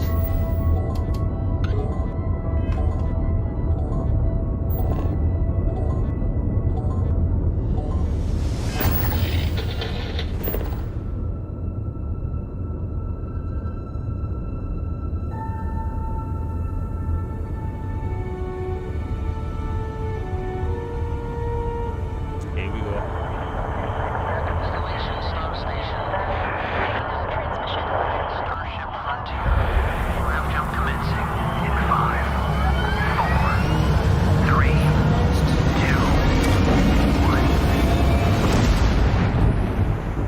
Hey everyone, thank you so much for joining us today and welcome to Bethesda Game Studios. You know, we've been so lucky over the decades to make the kind of games that we love here, and that's thanks to all of you. From the Elder Scrolls to Fallout, we love creating these worlds and playing in them just as much as you do. And throughout all that time, we'd often talk about and dream up the space game. What if we could take that feeling of being who you want to be and exploring a new world, but set it in space, where you weren't really limited in where you could go or what you could do? And that is Starfield. Obviously, we've come a long way since then with the games we've built, our technology, and all of us here in the studio. We've done so much together, but, well, we've never tried to make a game like this. Today, you'll get to hear from many on the team and see so much of what we think makes our game special. So let's jump in and take a look.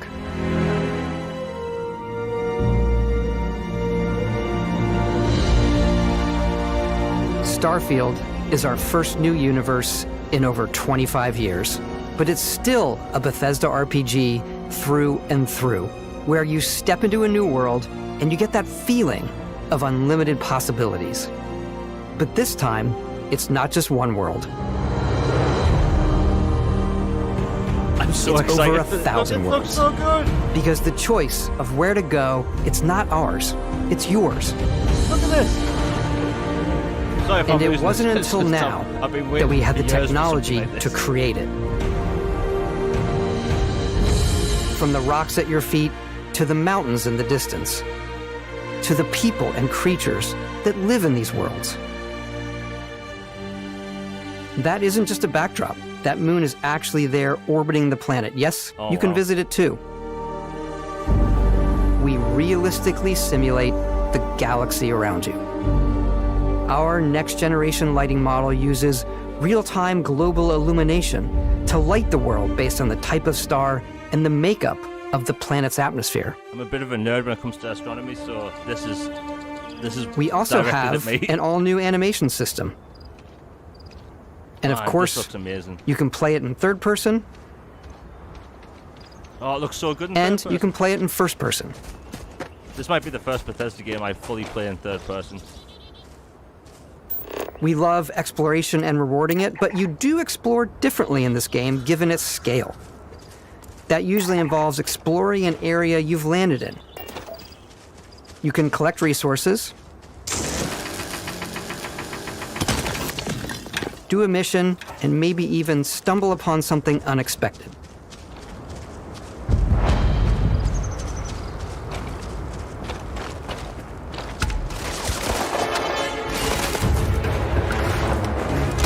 Oh yeah, this definitely looks way better.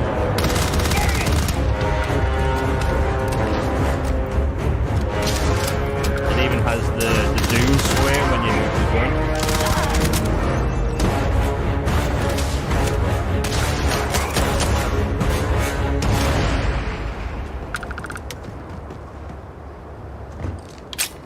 Oh my god.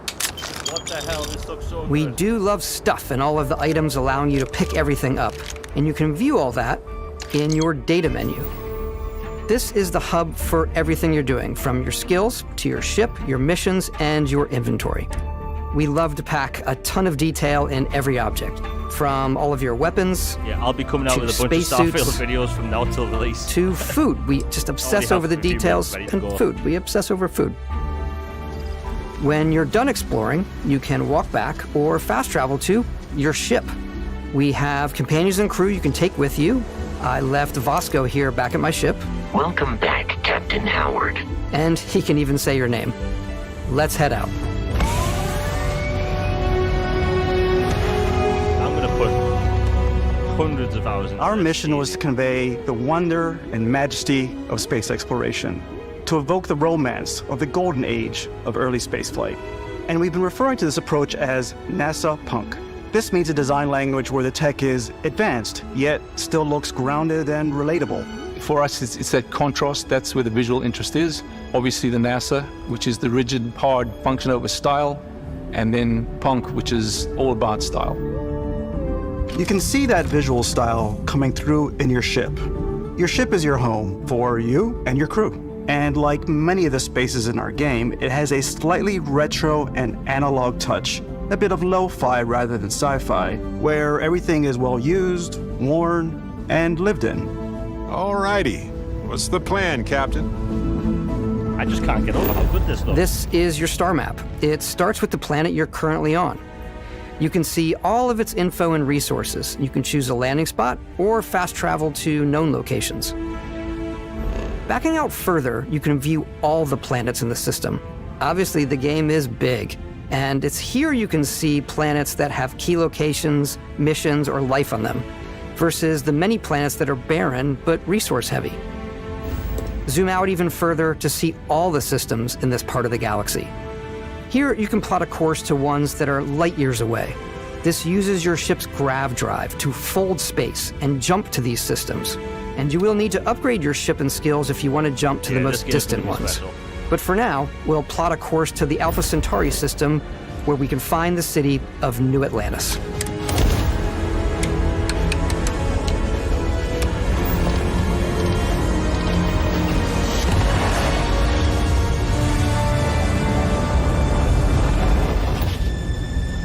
Welcome to UC Space. Maintain your current course while we scan your ship's cargo. Scan complete. You are cleared for landing at New Atlantis.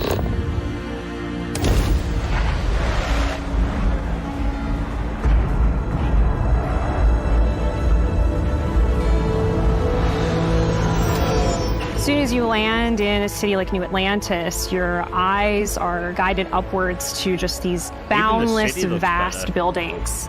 It's the biggest city we've ever made, not just in size, but also in the amount of custom art, crowds, and quests. So the main focus when we're designing a city is obviously what supports the story. We try and tell as many small stories as possible. This is a colony war memorial. It's a few moments of gameplay that make the space feel like it's full of real characters that are going about their day-to-day lives. It's paralyzing if you really stop and think about it. Buddy, it's coffee. It's also where your adventure with Constellation begins.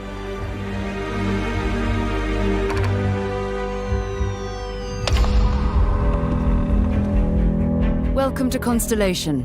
We have a lot to talk about. By the time you meet them, Constellation is sort of seen as this mythical group. Most people don't even know they exist anymore. They're the last true explorers in the galaxy, and they're trying to find the answers to some of humanity's biggest questions. The artifacts are so different, so alien, and I'm certain one of them reached out and spoke to you. The artifact. If you could place it on the table here. Oh my god.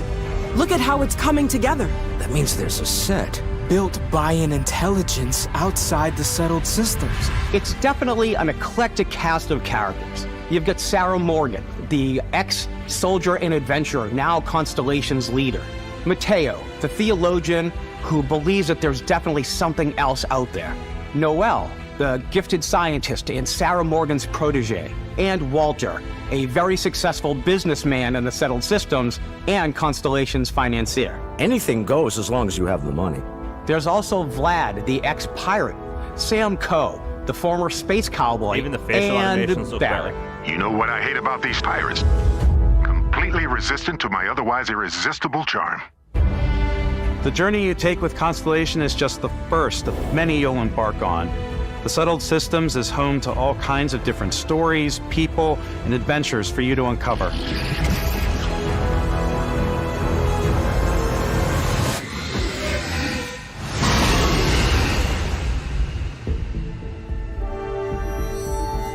The United Colonies is where you'll find New Atlantis, the first major human settlement in space. The people who live here value law, discipline, and the legacy of humanity. They consider themselves the true children of Earth. You ever think of joining up with the Vanguard? Help the United Colonies, even get your UC citizenship? New Atlantis isn't the only city within the United Colonies. The city of Sidonia on Mars to this day serves as the largest mining facility for the United Colonies.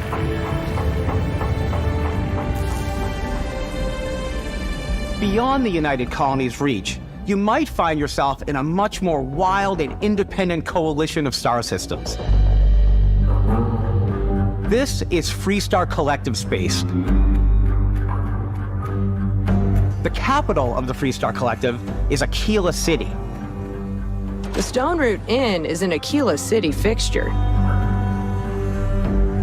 A ranger relies on judgment and intuition to do what's best for the people. Neon started out as a fishing platform, but is now known throughout the settled systems as a pleasure city where almost anything goes.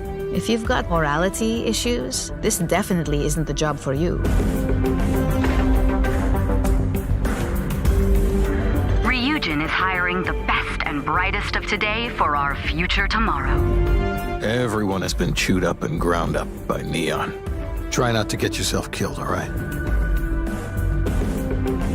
Outside the bounds of civilized space, there are still plenty of unclaimed systems to explore, but these areas are also home to the most hostile factions in the galaxy.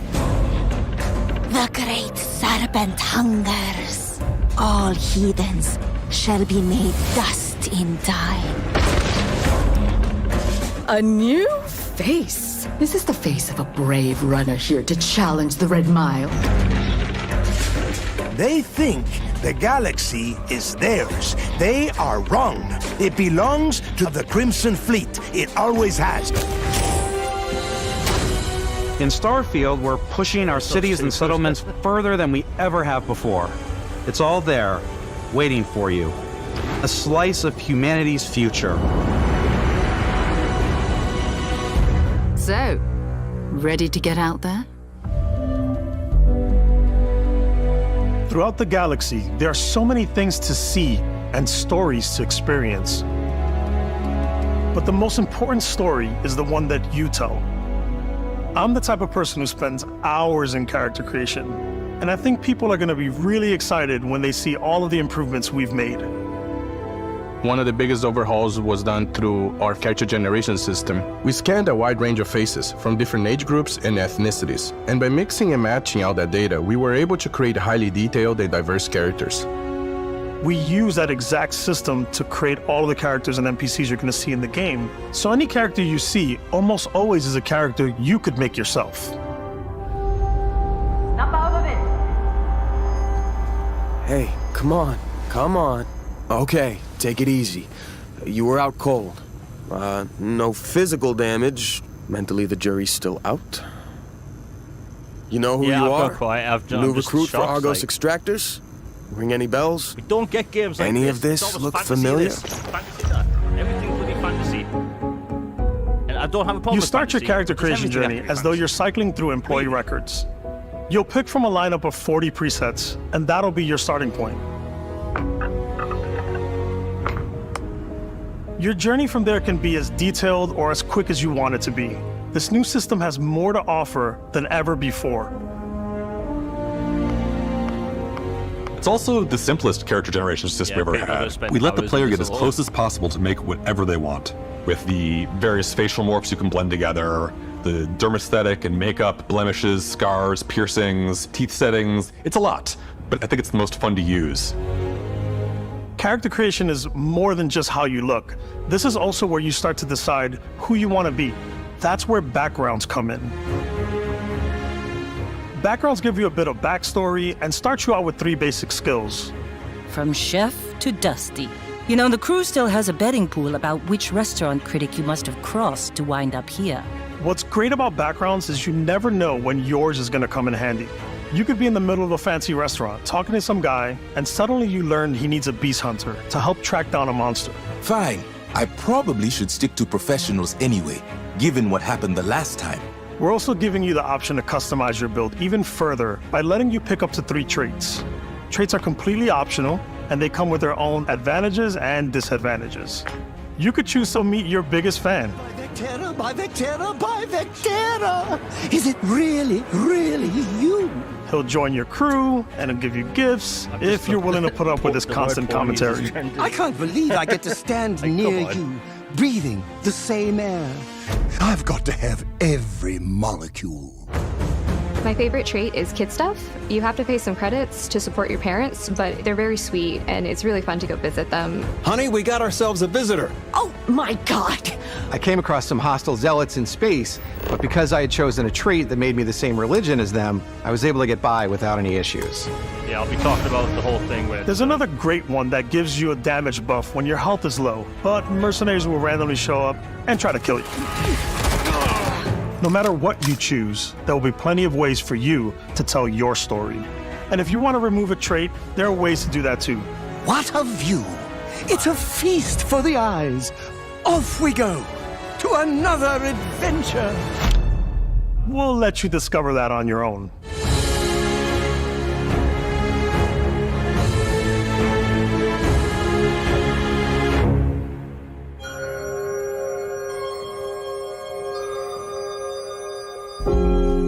Once you've built the perfect character, that's when your journey can really begin. We took what we loved about skills and perks from our previous games and put them together to create an all-new skill system. Each time you level up, you get a skill point, which can be used to unlock or rank up skills. Ranks are unlocked by completing challenges associated with that skill.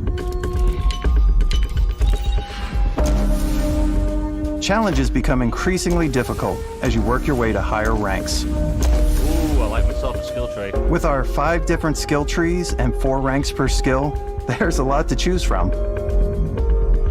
I like the xenosociology skill because it lets you mind control aliens. Boost pack out of the gate. I'm boost packing everywhere.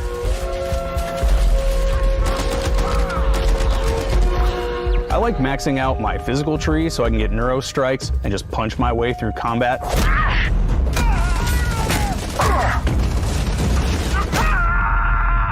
That one's a lot of fun. Jetpack combat, yes! Invest in the skills that suit your playstyle. I'm very much a stealth player. So, I'm out there pickpocketing everyone. My favorite part about being stealthy is slowly creeping through vents like you're in a movie and then jumping out and springing on people. I'm gonna have to get you.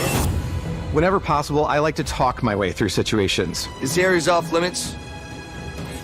Fine, I'll issue you an access card. I'm more of a run and gun player. I like doing the death from above thing where I boost pack over guys and I throw landmines at them.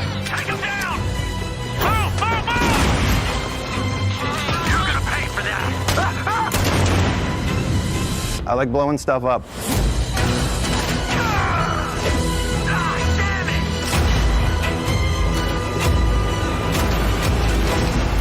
I like how you can just run around and punch people.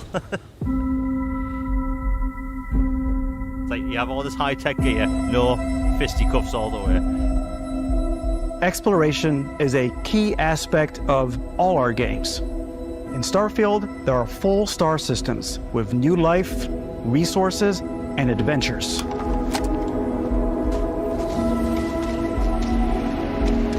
Our team worked hard to strike a balance between fun and realism.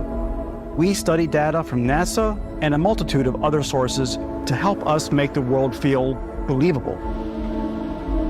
From the way we approach planetary atmospheres to the way we place biomes based on the planet's distance from the sun.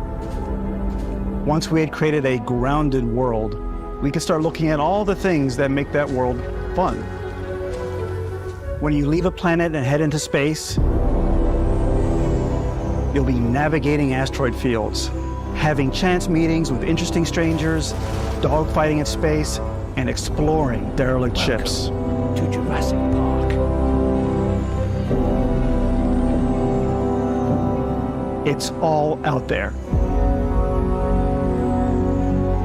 Ultimately, it's about rewarding your curiosity, because whether it's on the surface of a planet, the alleys of a city, or the vastness of space, you never know what you'll find.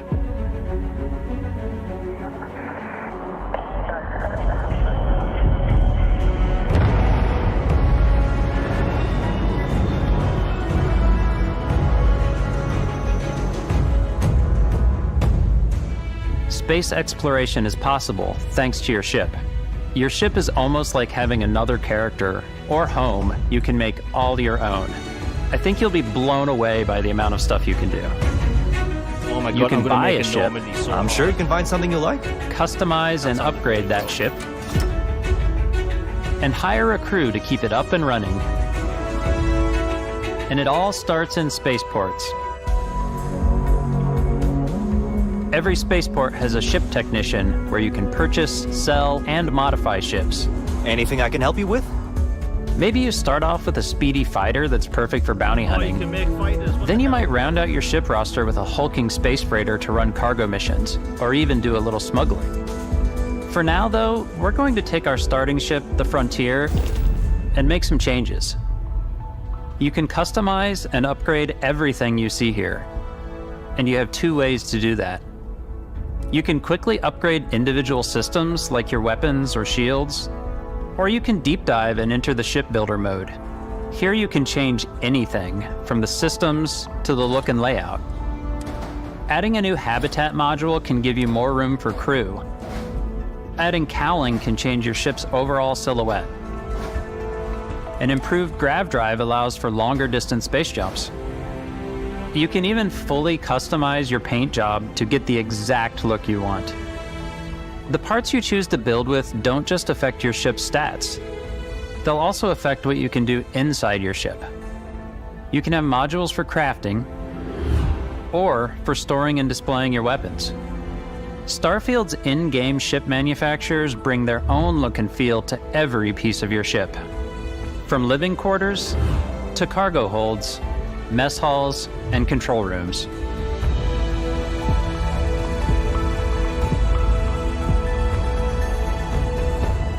Our modified Frontier is a practical ship, but with a little creativity, your ship can look like almost anything you want. It's a bit odd, but one of my favorite ways of customizing ships is I make them look like animals. The HMS Platypus, as I called it, where it had a giant tail to it. And we've done spiders, we've done mechs. Okay, so wow. It's really whatever your imagination is. And while you can build your home among the stars the way you want to, you're probably not the only person who will call your ship home. Ready to lift off when you are, Captain. Engines ready. The Frontier is fueled and ready, Captain. He's probably losing it right now. Some of the members of Constellation can join you on your journey. These companions can serve on your crew, and they'll always be there when you travel. We'll be traveling together until we either find an artifact or this lead runs dry. Each companion comes with their own valuable skills for your ships and outposts, as well as unique quest lines. Eventually, some friendships might blossom into romance. I don't know that I've ever really loved anyone except you. And if you're looking for a little extra help on your ship, you can always hire additional crew at spaceports. Got any room on your ship for someone like me? You'll also meet potential crew members out in the world. Still think there might be a spot for me on your ship? I gotta get off this rock. Assign crew to your ship or outposts, and their unique skills will affect how they run. And just like companions, most crew members can lend a hand in the field. Take Bosco, for instance. He's designed around the core basics of a NASA machine. Please, avoid getting shot. You might die. I still wanted to give it almost a humanoid personality, so I elongated the limbs. This tends to make him feel more human-like and give him a little personality. It is a shame exploration requires so much bloodshed. Using the shipbuilding tools and crew selection features in Starfield, you'll be able to build and captain the ship of your dreams. And now, let's take to the sky.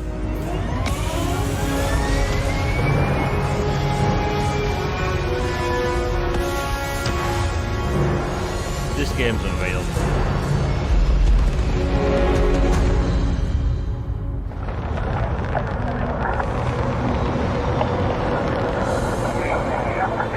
We're putting you in the cockpit of your very own spaceship and telling you that you can do pretty much anything. And that is really cool for us as developers. Spaceflight should be exciting and dangerous, and you should feel like you're in complete control every step of the way. We've extended that sense of control to ship combat. It's not about just hitting your triggers to fire your weapons. It's a complex dance between your piloting skills and our power allocation system. Boosting power to your engines will make your ship faster. I've wanted this game my whole life. Powering up the grav drives will shorten the amount of time it takes before you can make a jump.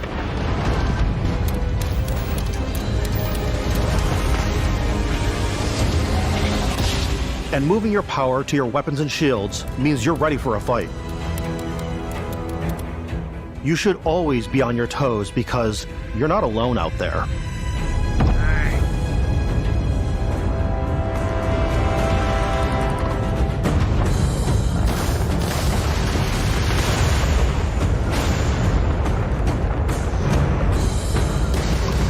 Unlocking the targeting control system skill will allow you to zero in on specific subsystems of the ship you target.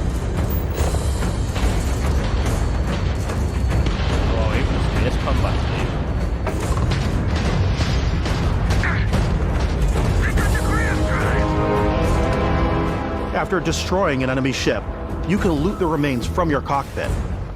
You can always turn any ship that engages you into scrap.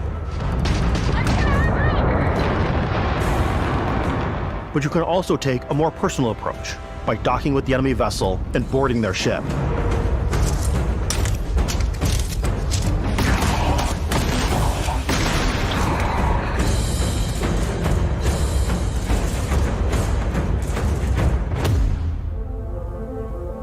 Once you've taken control of an enemy ship, it's yours.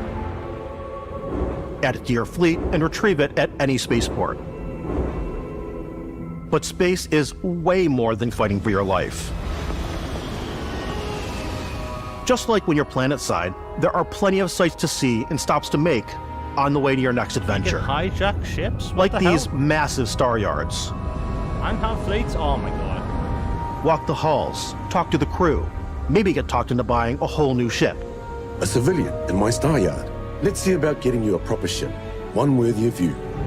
Maybe you'll dock with a gigantic battleship, like the UC Vigilance. Spaceless.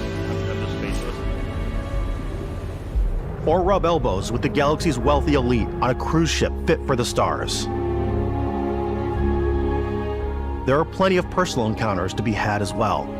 You can hail any ship you come across to trade, swap info, or maybe even commit an act of piracy. Let's do this. When I'm playing, I generally go crazy. I definitely go like the more piracy routes. I want to take over ships. I'm going to board ships. I'm like, this is now mine. I steal all these sandwiches and put them, in my cargo hold that I have specifically for sandwiches. I don't want to play the hero, but I want to go out and just start taking things from people as quickly as possible. Some strangers might be looking for a little human connection in the darkness of space. Hello, stranger. I just finished cooking up some it's the food. cheese wheel thing all over. If you want to come on over, just pop on by. Some of the best moments are the ones you discover on your own. The thing I love most about Starfield is that it is a Bethesda game through and through. It's really about going to strange new places, meeting interesting people, and getting sidetracked on zany adventures. Then realizing 2 hours later that you're involved in a completely new story. You're human. We thought we were the only ones to leave Earth. That DNA is so present here. It's in our random encounters, it's in our handcrafted quests, and it feels so cool to play it and just make your own path in this universe. There are over 1,000 planets out there, just waiting for you to visit. We want you to feel like explorers, breaking ground on new planets, exploring every inch of a mostly untouched galaxy. We want you to feel hopeful. We want you to feel this sense of awe and wonder, and sometimes a little fear. We're giving you a massive playground and a ton of toys, and just setting you free.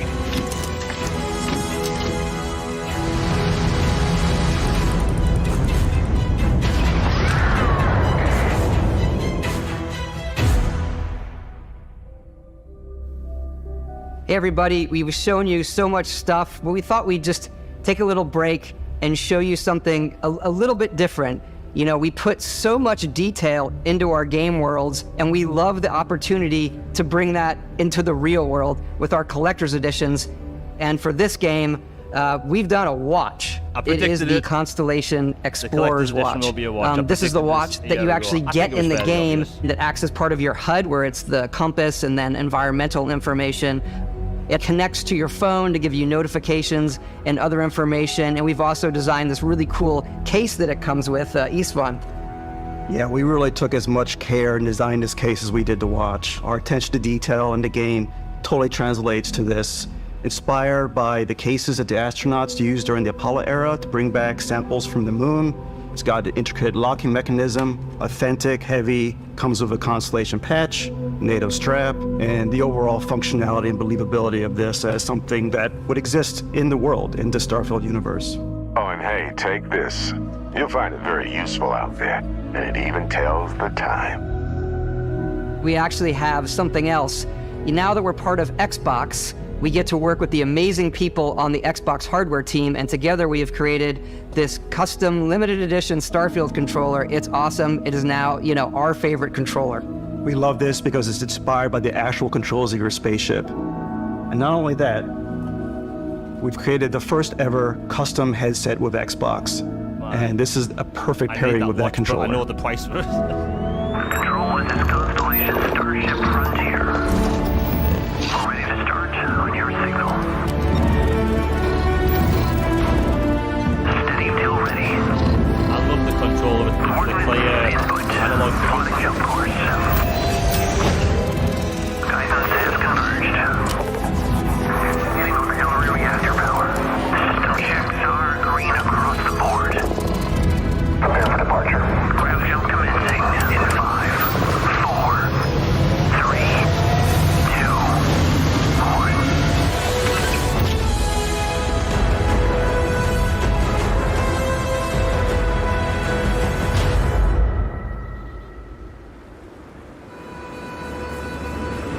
In every one of our games, we always put so much care into all those little details that breathe life into our worlds. But Starfield isn't just a Bethesda Game Studios world, it's a Bethesda Game Studios galaxy. So why go this big with Starfield? Because we want to give you freedom on a galactic level. The freedom to experience both the exciting planets and the quiet ones. Scanning a planet before you land is a great way to get a sneak peek at the available resources you can use for crafting, building, and customizing. I think what's cool about this whole system that we generate the planet itself as a procedural content, but the handcrafted content itself comes as the player explore. Our system builds the planet as the player approaches it. We stitch together a block of terrain. After that, we have the system that adds interesting locations for the player to explore, creatures to encounter, ore and plants to pick up. It allows us to add that touch of environmental storytelling that Bethesda is known for. Aggressive creatures have been disrupting our experiments. Their habitat isn't far from here. If you could take care of them for us, we would be in your debt. So even if your friends were to visit the same planet that you had, you would have a different story to tell.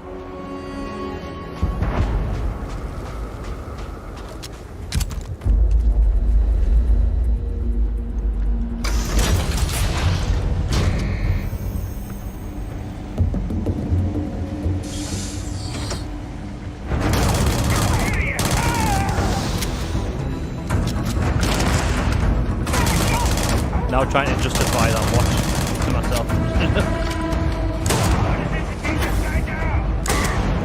Yeah, I'll be talking about everything in the show once it's finished. But I've got a lot to say. And some things I have to say about people saying this would be the end of Xbox. It's completely up to you, how you want to interact with each planet. Whether you want to explore and see what you can find, harvest resources and be on your way, or simply take in the views. With the help of your scanner, you'll chart the uncharted and discover exotic wildlife. If you have the skills, you can even figure out that certain creatures and plants, you can build an outpost and produce resources from those plants and animals. You can get experience and rewards for fully surveying planets and fully surveying a whole system.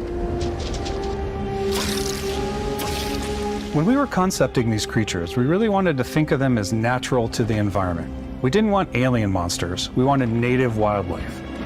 Something you've never seen before. When it comes to our exteriors, when the sun moves, all that light is calculated in real time through the atmosphere. Our biggest goal for lighting with Starfield was to make the game feel more filmic, to use lighting and color to really make it feel more cinematic. This game is beautiful.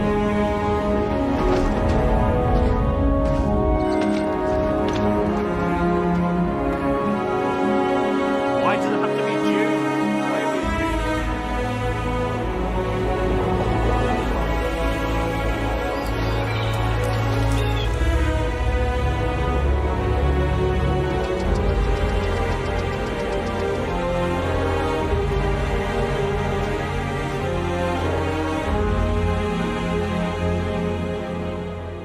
After some exploring, you can find a spot to set up a base camp. Outposts can be built almost anywhere on any planet. And the habitat modules come in all shapes and sizes, filling all different purposes. You can even live in them.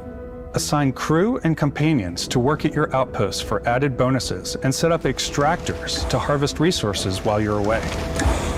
Something cool we have this time is we have a new fly cam where you can toggle between on-foot building, or you can now use a top-down isometric camera, which helps plan out larger parts of the outpost and placing those larger halves. So that way you can really plan your structures and what the overall feel of your outpost is. And then when you're on your feet, you can really decorate and fine-tune things much easier.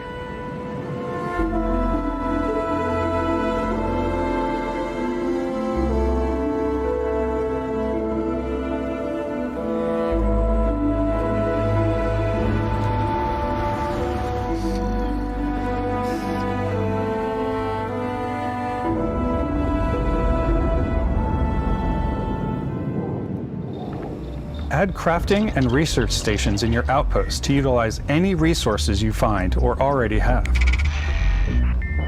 Mod your weapons to adapt them to your playstyle. Different weapon sights and scopes, larger magazines, a selection of grips and barrels, different ammunition like explosive rounds. All you stealth players out there will surely need a suppressor. Oh, suppressor. You can also choose to go hands-on with melee weapons. I think it's always a delicate balance between like what's realistic, what's sim, and what's Hollywood. And I think we sort of err on the side of like what's fun for the player. With Starfield, we've completely overhauled our combat. It's more dynamic, the animations are more fluid. It just feels great. We probably have more mods and more weapons in this game than I want to say any other game we've done before. There's a lot of variety. Upgraded gear is just one of the many factors to pay attention to when engaging in combat. You may need to switch things up based on your environment. Gravity is different for each planet, and boost packs are excellent for getting around. And for giving you an edge in combat. Sometimes you'll even feel like you're flying.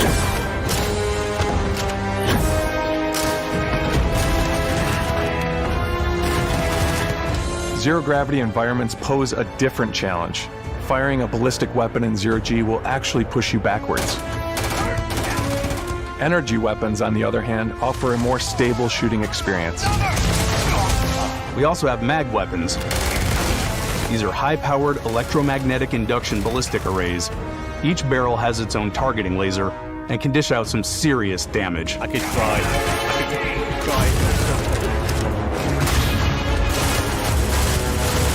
Whether you want to get up close and personal with your own two fists, or you like more compact weapons like pistols and submachine guns, or maybe you prefer something bigger.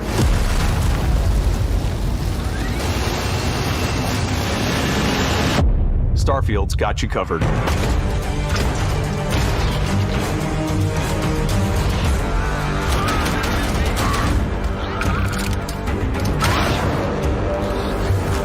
Mini game.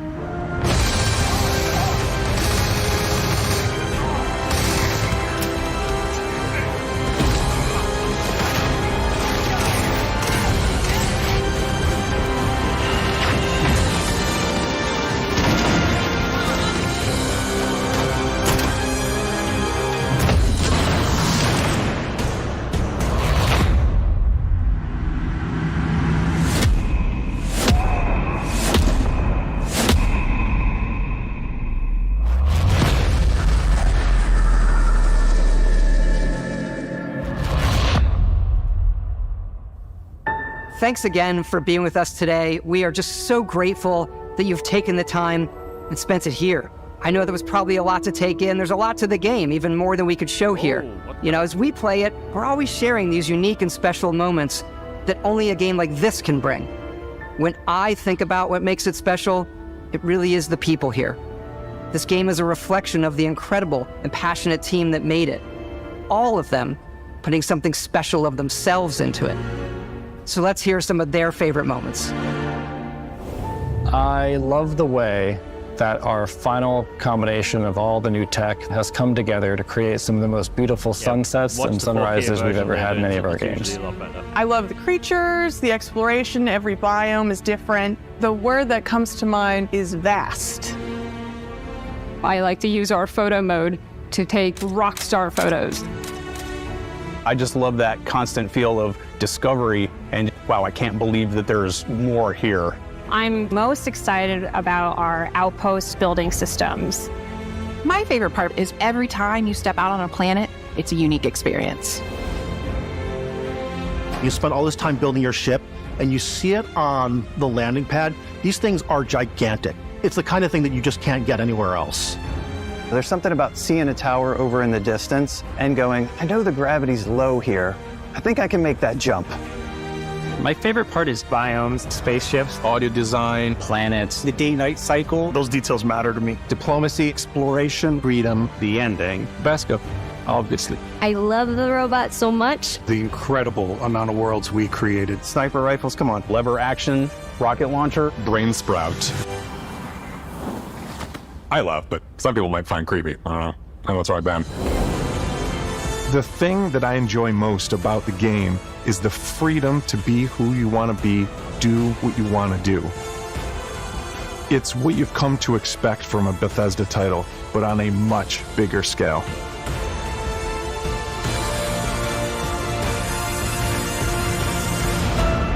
On behalf of all of us, we can't wait for you to play Starfield and make your own special moments. Make engines go. Good luck, Constellation. You are go for launch.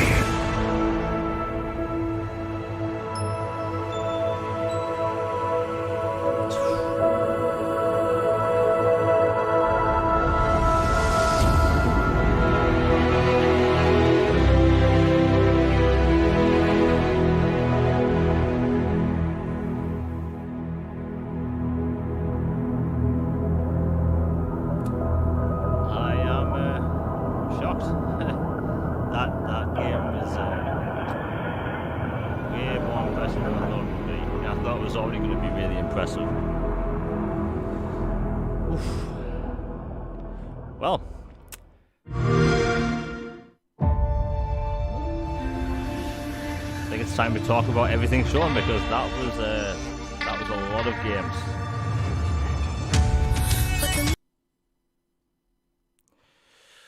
Okay, where to begin? Presentation-wise, top-notch. I think going into it, people were looking at Sony's show and then Jeff Keighley's show. How is it going to be different? But presentation, it was just game after game after game. Sarah Bond came out, talked about some games. Now, before the show started, the impression was the whole thing was going to be 2 hours long, because that's what was just floating around on Twitter. So that's kind of my fault. But so it was an hour long. Starfield was almost as long. But that was really impressive. They showed off new IP by first-party studios, which is really important. They showed off 11 first-party games. Now, bear in mind, people for months have been saying Microsoft needs to be, telling us more and showing us more and all that stuff. Which is true. They do need to show us more. But I think it's important to know that when Sony had their showcase, everyone, all the content creators and fans and fanboys or whatever, were saying they're going to have all these first-party games and stuff. And going into this, we didn't know anything. Outside of the few things that leaked, there was nothing known. And what they've shown today is that they have a lot of first-party content coming, which is what people have been talking about for ages. And what can I say? It's I think it's what gaming needed. Now let me mess around with this. Okay. Right. So, everyone in chat right now, did you enjoy the show? Because I know I did. Where to begin? I've got the whole list of games here. Pacing-wise, it was great. Like, there was a time when Microsoft would just show a game and then talk, and then show a game and talk, and have developers come out and basically announce games all the time. But, like, already, like, 2024 is looking great.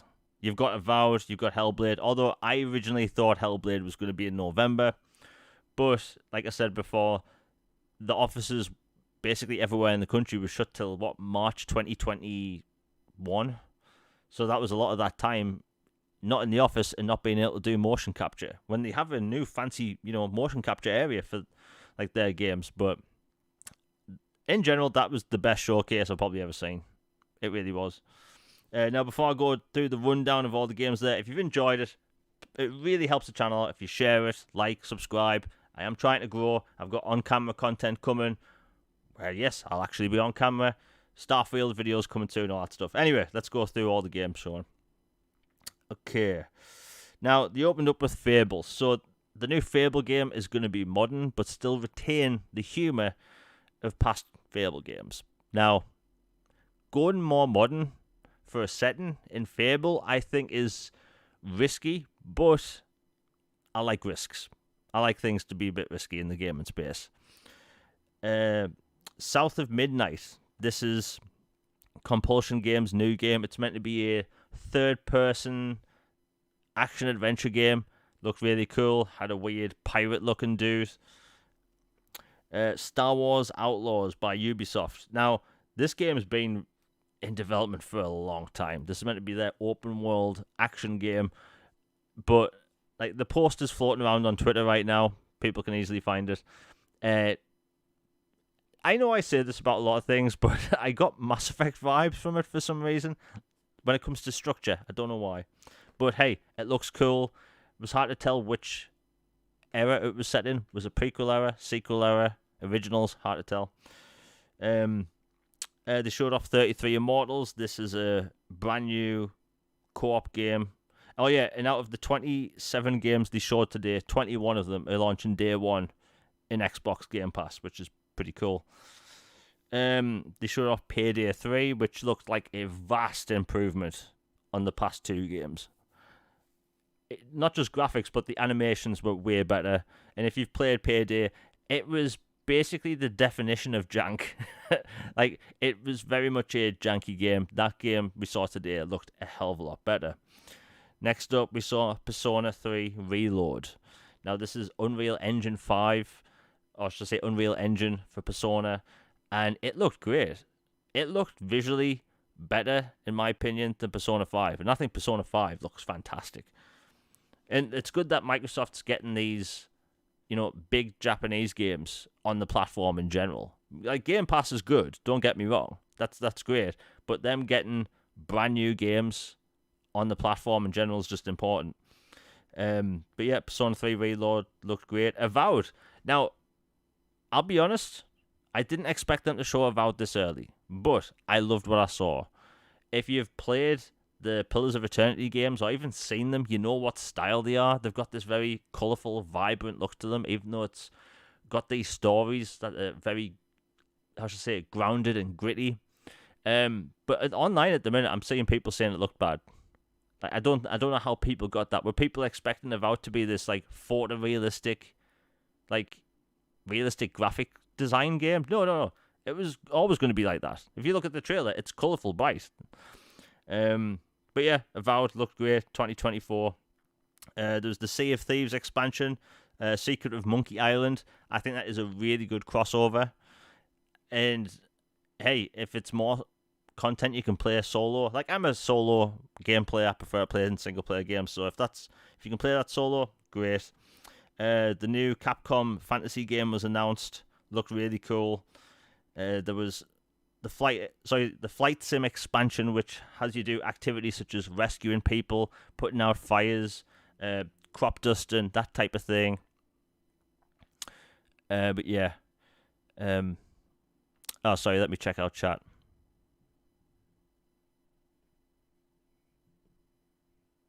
Yeah. But yeah, the Flight Sim expansion looked good. They also announced the Flight Sim Dune expansion, which I don't think anyone expected. I love that Dune film. We get the sequel this year, so that's coming out about the same time. Really cool. And I think more people should play that. It's a very chill game, and it's not that hard to fly a plane in that game. In fact, you can actually go into the settings and decide to just fly from right in the midair. You don't have to do the takeoff or land. You can literally just fly. The only problem with that game is just its download size. It's a pretty big game. Next up, we have HellBlade 2. HellBlade 2 looked amazing. Like, every time we've seen HellBlade 2, it looked great. It's got a 2024 release date. I mean, what is it to say about it? They've showed Avowed, HellBlade 2, shall I say, about 4 times. We saw it at the Xbox Series X announcement. We saw it about a year and a half later with about 5 minutes of gameplay, which I've got footage on right now. That looked great. We got the motion capture thing about a month and a half ago from the Unreal Engine showcase. So, like, every time I've seen it, it looks good. It really looks good. Next up, we have Like a Dragon. Now, I think it said Like a Dragon 8, but people have noticed on Twitter that it looks like Ichiban is in Honolulu, so he might not be in Japan. I don't know, but that's what's going around on Twitter at the minute. But hey, new Yakuza game. It looks really good, and yeah, I mean, what is it to say about it? Next up, we have Forza Motorsport. Again, looked incredible. That releases this October. And by the way, for people that missed the leaks for the past few days, I bet you had a bloody good time. Next up, we have the Elder Scrolls Online expansion. There was a cel-shaded Metroidvania-style game. I didn't actually write the name down, funny enough. Persona 5 Tactica. Again, that is it looks like it's an XCOM-ish style game, but set in the Persona game universe. They showed a Starfield trailer. I think the weird thing for this, and I wouldn't even say it's a bad thing, but I think people expected the one more thing to be at the end, and then there be like the Starfield show. But the one more thing was Starfield. They just didn't really put it like that. But anyway, Still Wakes Deep. That's the oil rig game. It looks like it's a horror style game. Cyberpunk 2077. Phantom Liberty.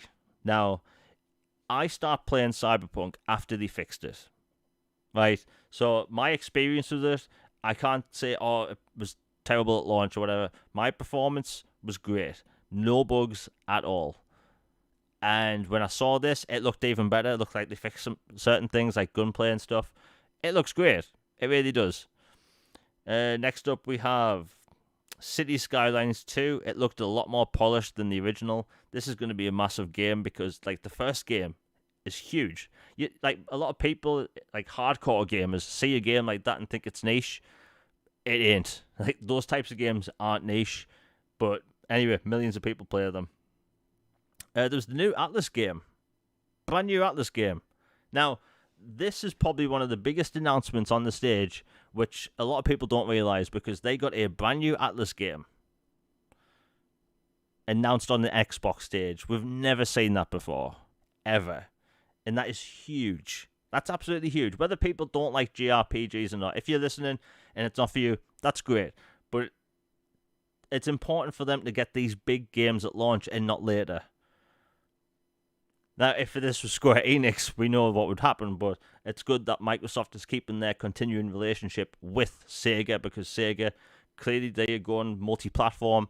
When that trailer first showed off, I thought it was going to be Persona 6, but that would have been cool. Anyway, next up we have Towerborn. That looked pretty cool. Clockwork, that's the game that people thought looked like Bioshock. I was 100% sure, by the way, that was Bioshock.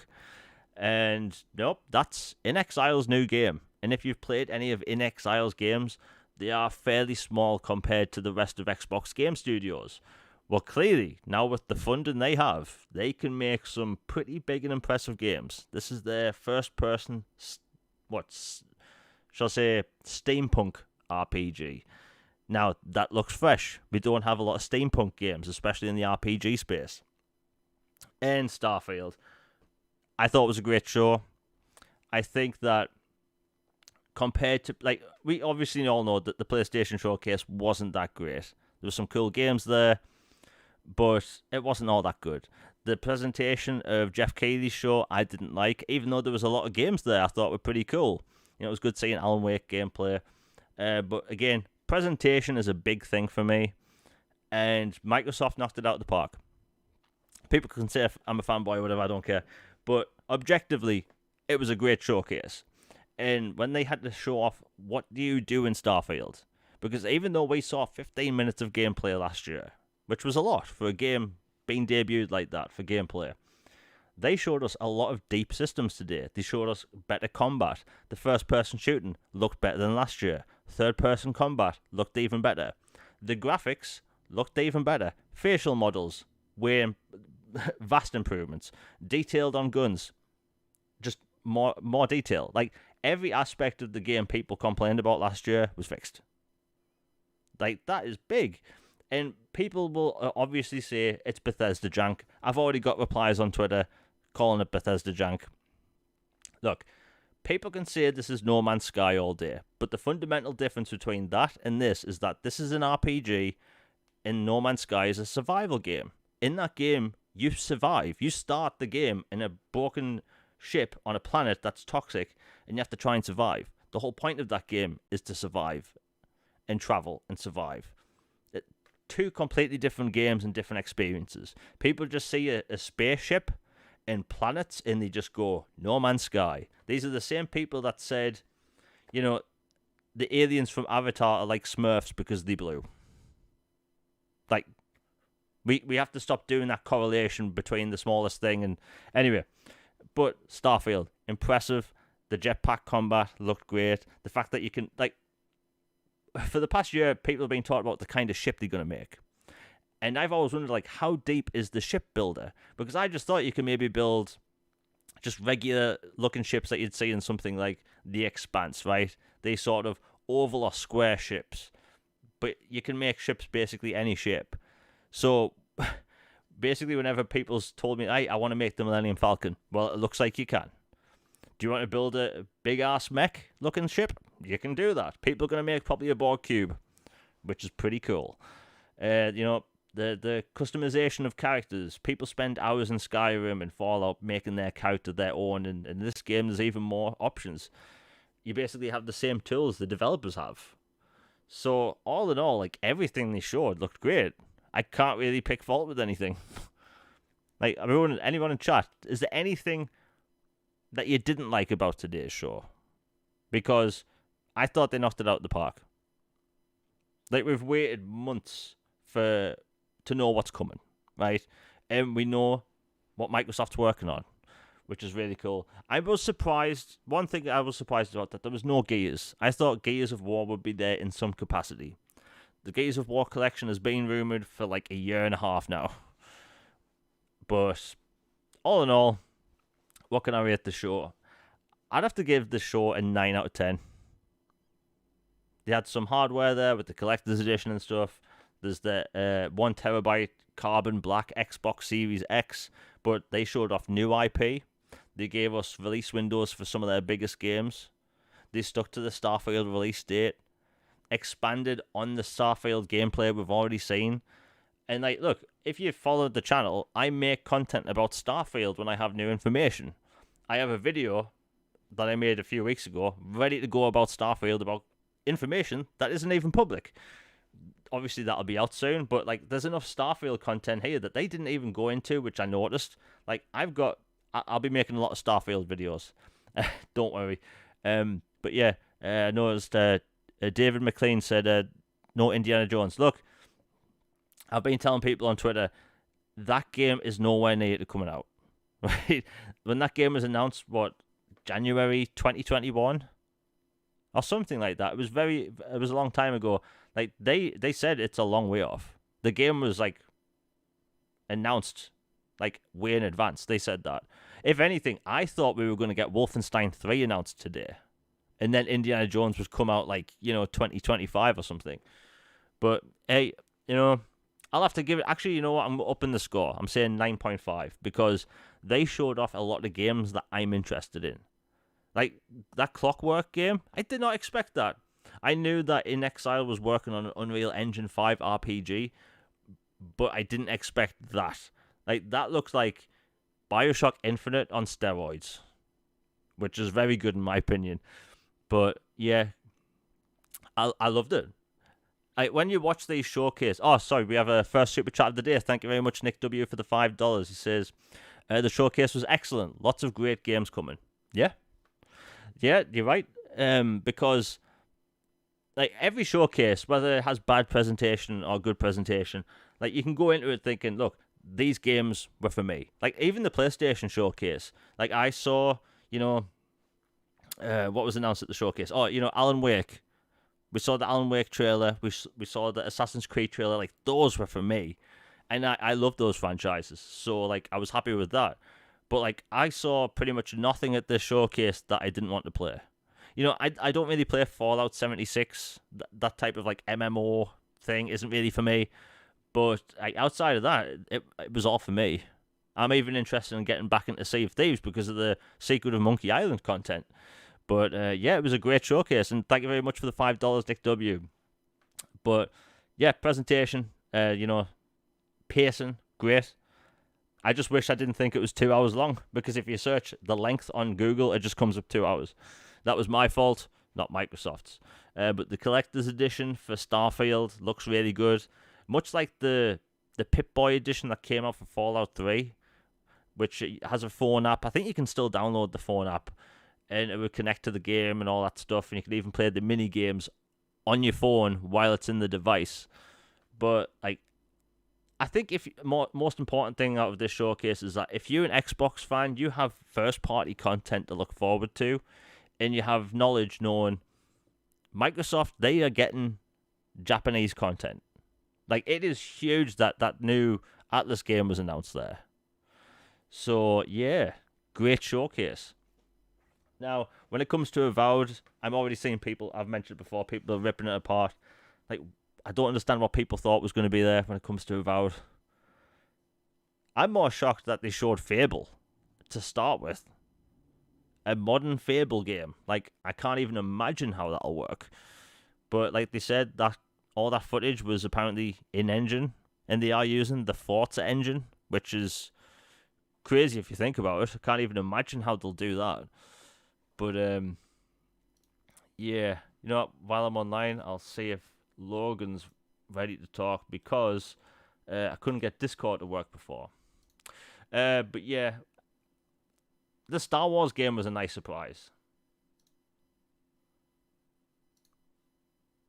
Because I kind of thought that the Star Wars game wasn't even going to be announced till maybe next year. I just hoped that the game was going to be shown.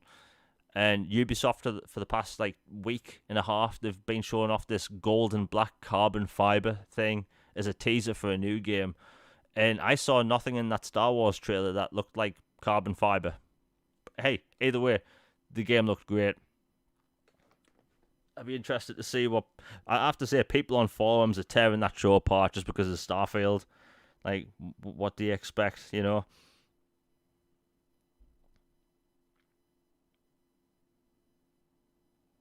Oh, okay, I completely missed this. We have some more Starfield news.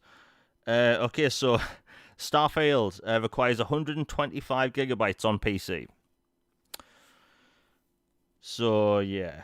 And Starfield's first story expansion is titled Shattered Space, and it's free with the premium editions. Wow.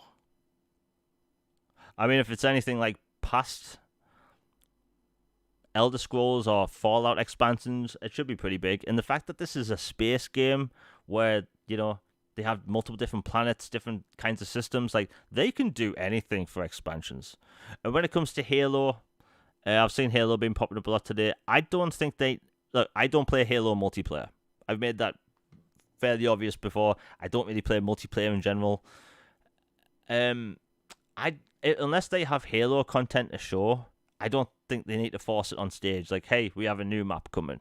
Like, they showed off new maps or a new map recently on their YouTube space, but I didn't really expect Halo to be there in any capacity. But yeah, like I'm surprised. Like, we still have information coming out. Now, I know people are obviously going to ask, was the game 60 FPS? I've said this before and I'll say it again. I've always thought that game would be 30.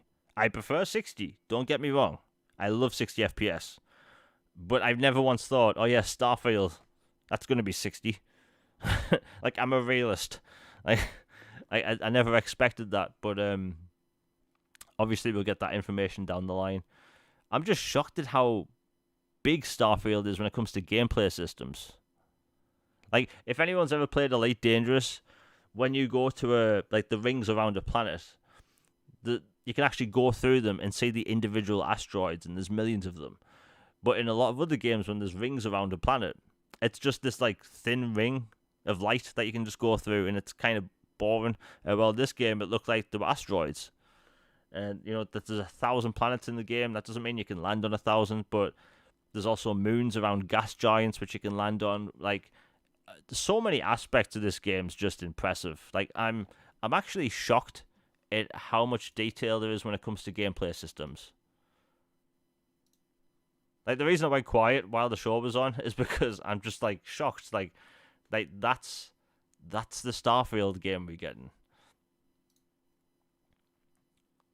Yeah, I highly recommend people later on watch the 4K resolution show when it's up. But man, like, oh yeah, Towerborn is an action-packed RPG with a unique approach. I mean, if you're a Game Pass subscriber or an Xbox fan in general, like, you can go in today knowing, like, you're covered. There's a lot of good games coming.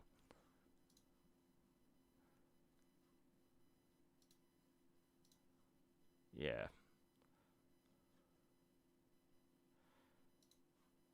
Okay. I'm actually shocked at how people are like trying to tear this apart. I thought it was a really good show. Like, I think that's a big gaming problem. Like, you always have people that's trying to nitpick straight away. Like, fundamentally, it was a good show. Presentation, good. There was only, 3 people that mainly spoke. You know, Todd Howard. There's a few other developers. You know, Phil Spencer, Sarah Bond. Like, I thought it was a good show.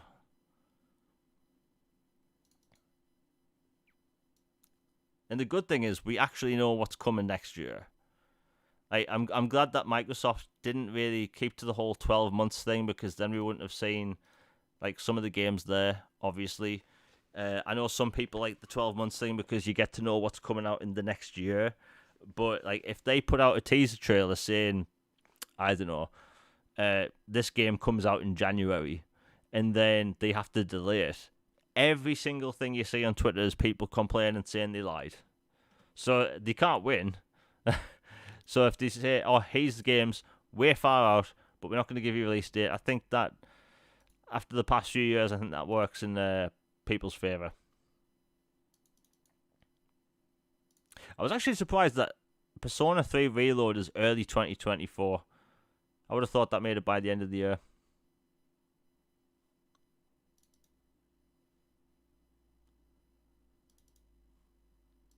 Yeah, the HellBlade 2 trailer looked good. Like, I've never seen a bad trailer for HellBlade. Yeah, the 4K version of that's up. All the Xbox trailers are up in 4K now, but yeah, great show.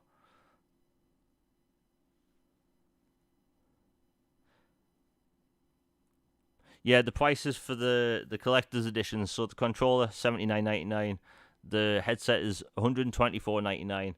And I think I saw the collector's edition with the watch is $299. Now, as a police car goes past my house, now I'm trying to justify that price to myself, because I haven't bought a collector's edition in such a long time. Like, I stopped buying collector's editions a long time ago, but like the price of it, and I'm thinking like it's a watch I'm just gonna wear in the house just to play one game, but it looks cool.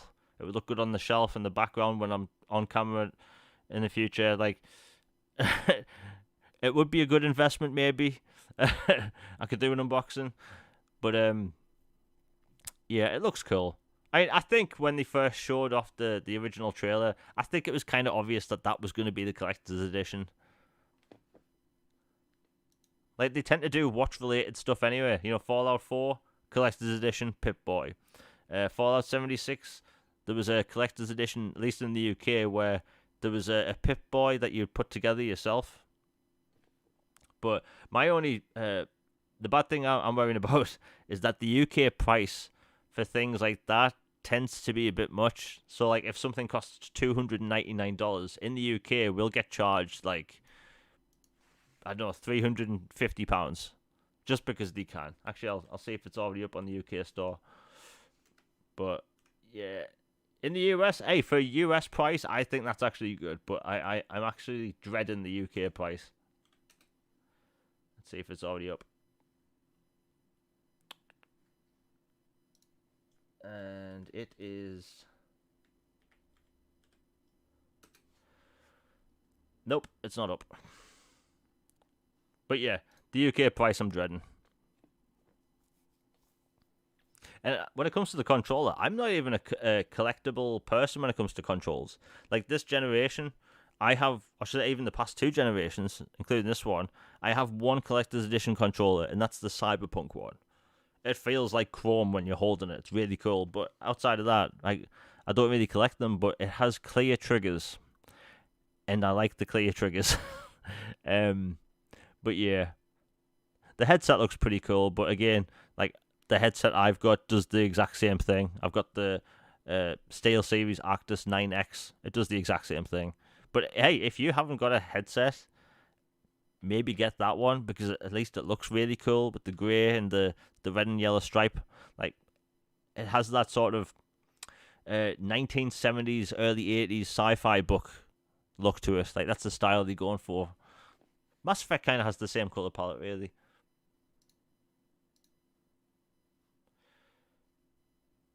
Yeah, people already melting down about that showcase, like,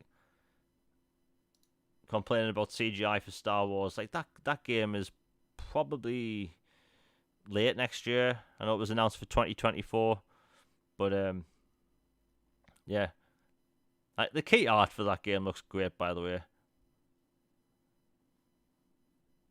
But yeah, we have a lot of showcases left. There's the OTK showcase, which I think it might be on Wednesday. I'll have to check.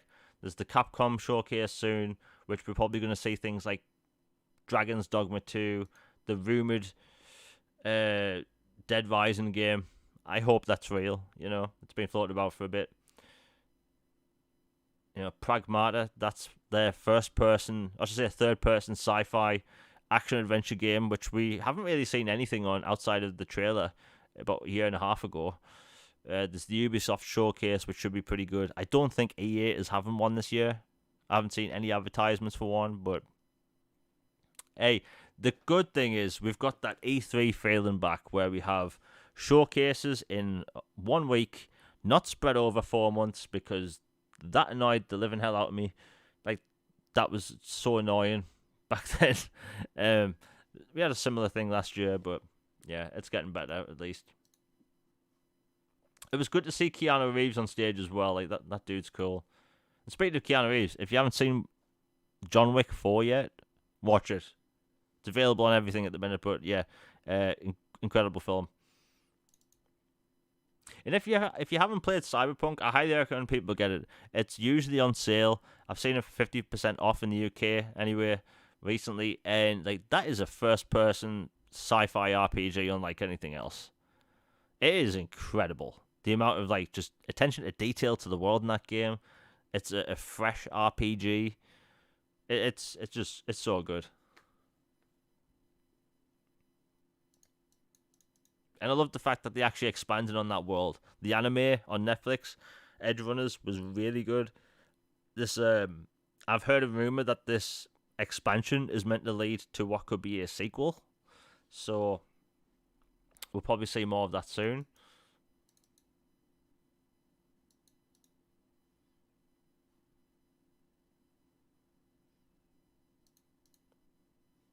Let's see. Okay, so the collector's edition, the Constellation edition comes with digital download, steelbook case. By the way, why do digital editions come with steelbook cases? I've never understood that. You're getting no disc. Is it just so you can have something to put on your shelf? Like, I like steel books, don't get me wrong, but why? But yeah, you get the Starfield Chrono Mark watch, you get the watch case, Constellation badge, you get the Constellation skin pack, digital soundtrack, digital art book. Now, here's a mini rant from me. Am I the only I love art books you get in collector's editions. They're usually all around the same size. They're like a rectangle, and I love them. I've got a ton of them. I've basically got every collector's edition Assassin's Creed from 2 to Unity, and they all came with a similar art book. My Gears of War collector's editions came with art books. My Halo collector's editions came with art books. Like, everything comes with an art book. But now these companies are doing digital art books, and I have to ask, does anyone really care about digital art books? Because I've gotten a bunch of digital stuff with games, and I'm just like, I'm not going to go to a website to download a PDF of a digital art book. I'm just not going to do that. There's something tangible about feeling that paper with the high quality paper with the ink on it. I don't know. Maybe I'm turning into an old fart. I don't know. But I prefer physical art books. I don't need that digital stuff. But yeah, anyway, the Starfield thing comes up with the first expansion, Shattered Space, really cool logo. And also, I missed this. If you buy the Constellation edition, you get the game 5 days early. Huh. Now, a lot of developers and publishers are doing this at the minute with their games. I can't really blame them. It works. It worked for Diablo. It worked for Hogwarts Legacy. It worked for a bunch of other games. Like, hell, the most expensive edition of Diablo in the UK was number 1. Whereas the cheapest one was at number 5 at launch. So, like, people are willing to pay, and I bet the 5-day exclusive, or should I say 5-day early access, I would expect that to be the digital deluxe edition as well. I'll check while I'm on. But yeah, now I'm really trying to justify that watch. But yeah, I'm surprised they announced Yakuza there. Yeah, Like a Dragon, Infinite Wealth. But that didn't look like Japan. So yeah, we got a brand new Atlas game announced and a brand new Yakuza game announced, basically, which like is huge if you think about it. Because for years we get told that JRPGs don't sell on Xbox. There isn't an RPG, fan base or JRPG fan base on Xbox. Nobody wants JRPGs on Xbox. And like every single time, like the reason I used to post some random tweets of like dumb replies I get is because I'm kind of sick of this whole rhetoric about gamers not buying games. Like, I would buy the Final Fantasy VII Remake, like, the second it's available on Xbox. I would, the second it's available. But I can't. Final Fantasy VII is it's a household name. Everyone knows it, but we just don't have the option to. And we can't buy the games on the platform if it doesn't exist. And there's now a built-in fan base of Yakuza on Xbox now, and the next 3 Yakuza games are coming to Xbox. That's already been announced. The one that was announced the other day, The Man with No Name, Yakuza 8, and there's another one, but there's basically 3 being announced for Xbox.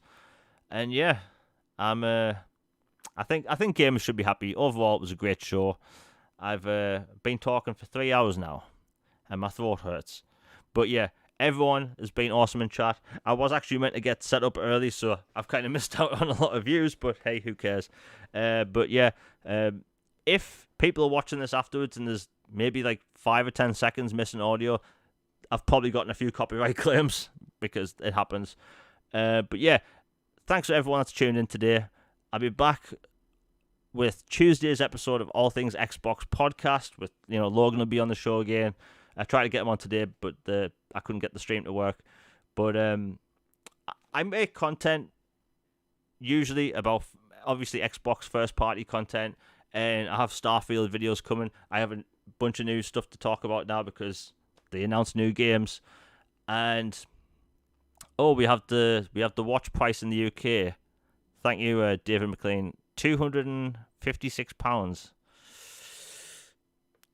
Huh. I might be thinking about that one. I could maybe justify that. Because before I continue with closing out the show, this year I'm wanting to get a brand new TV. This one I've got is just, it's not doing the job. And I'm gonna treat myself this year to something pricey.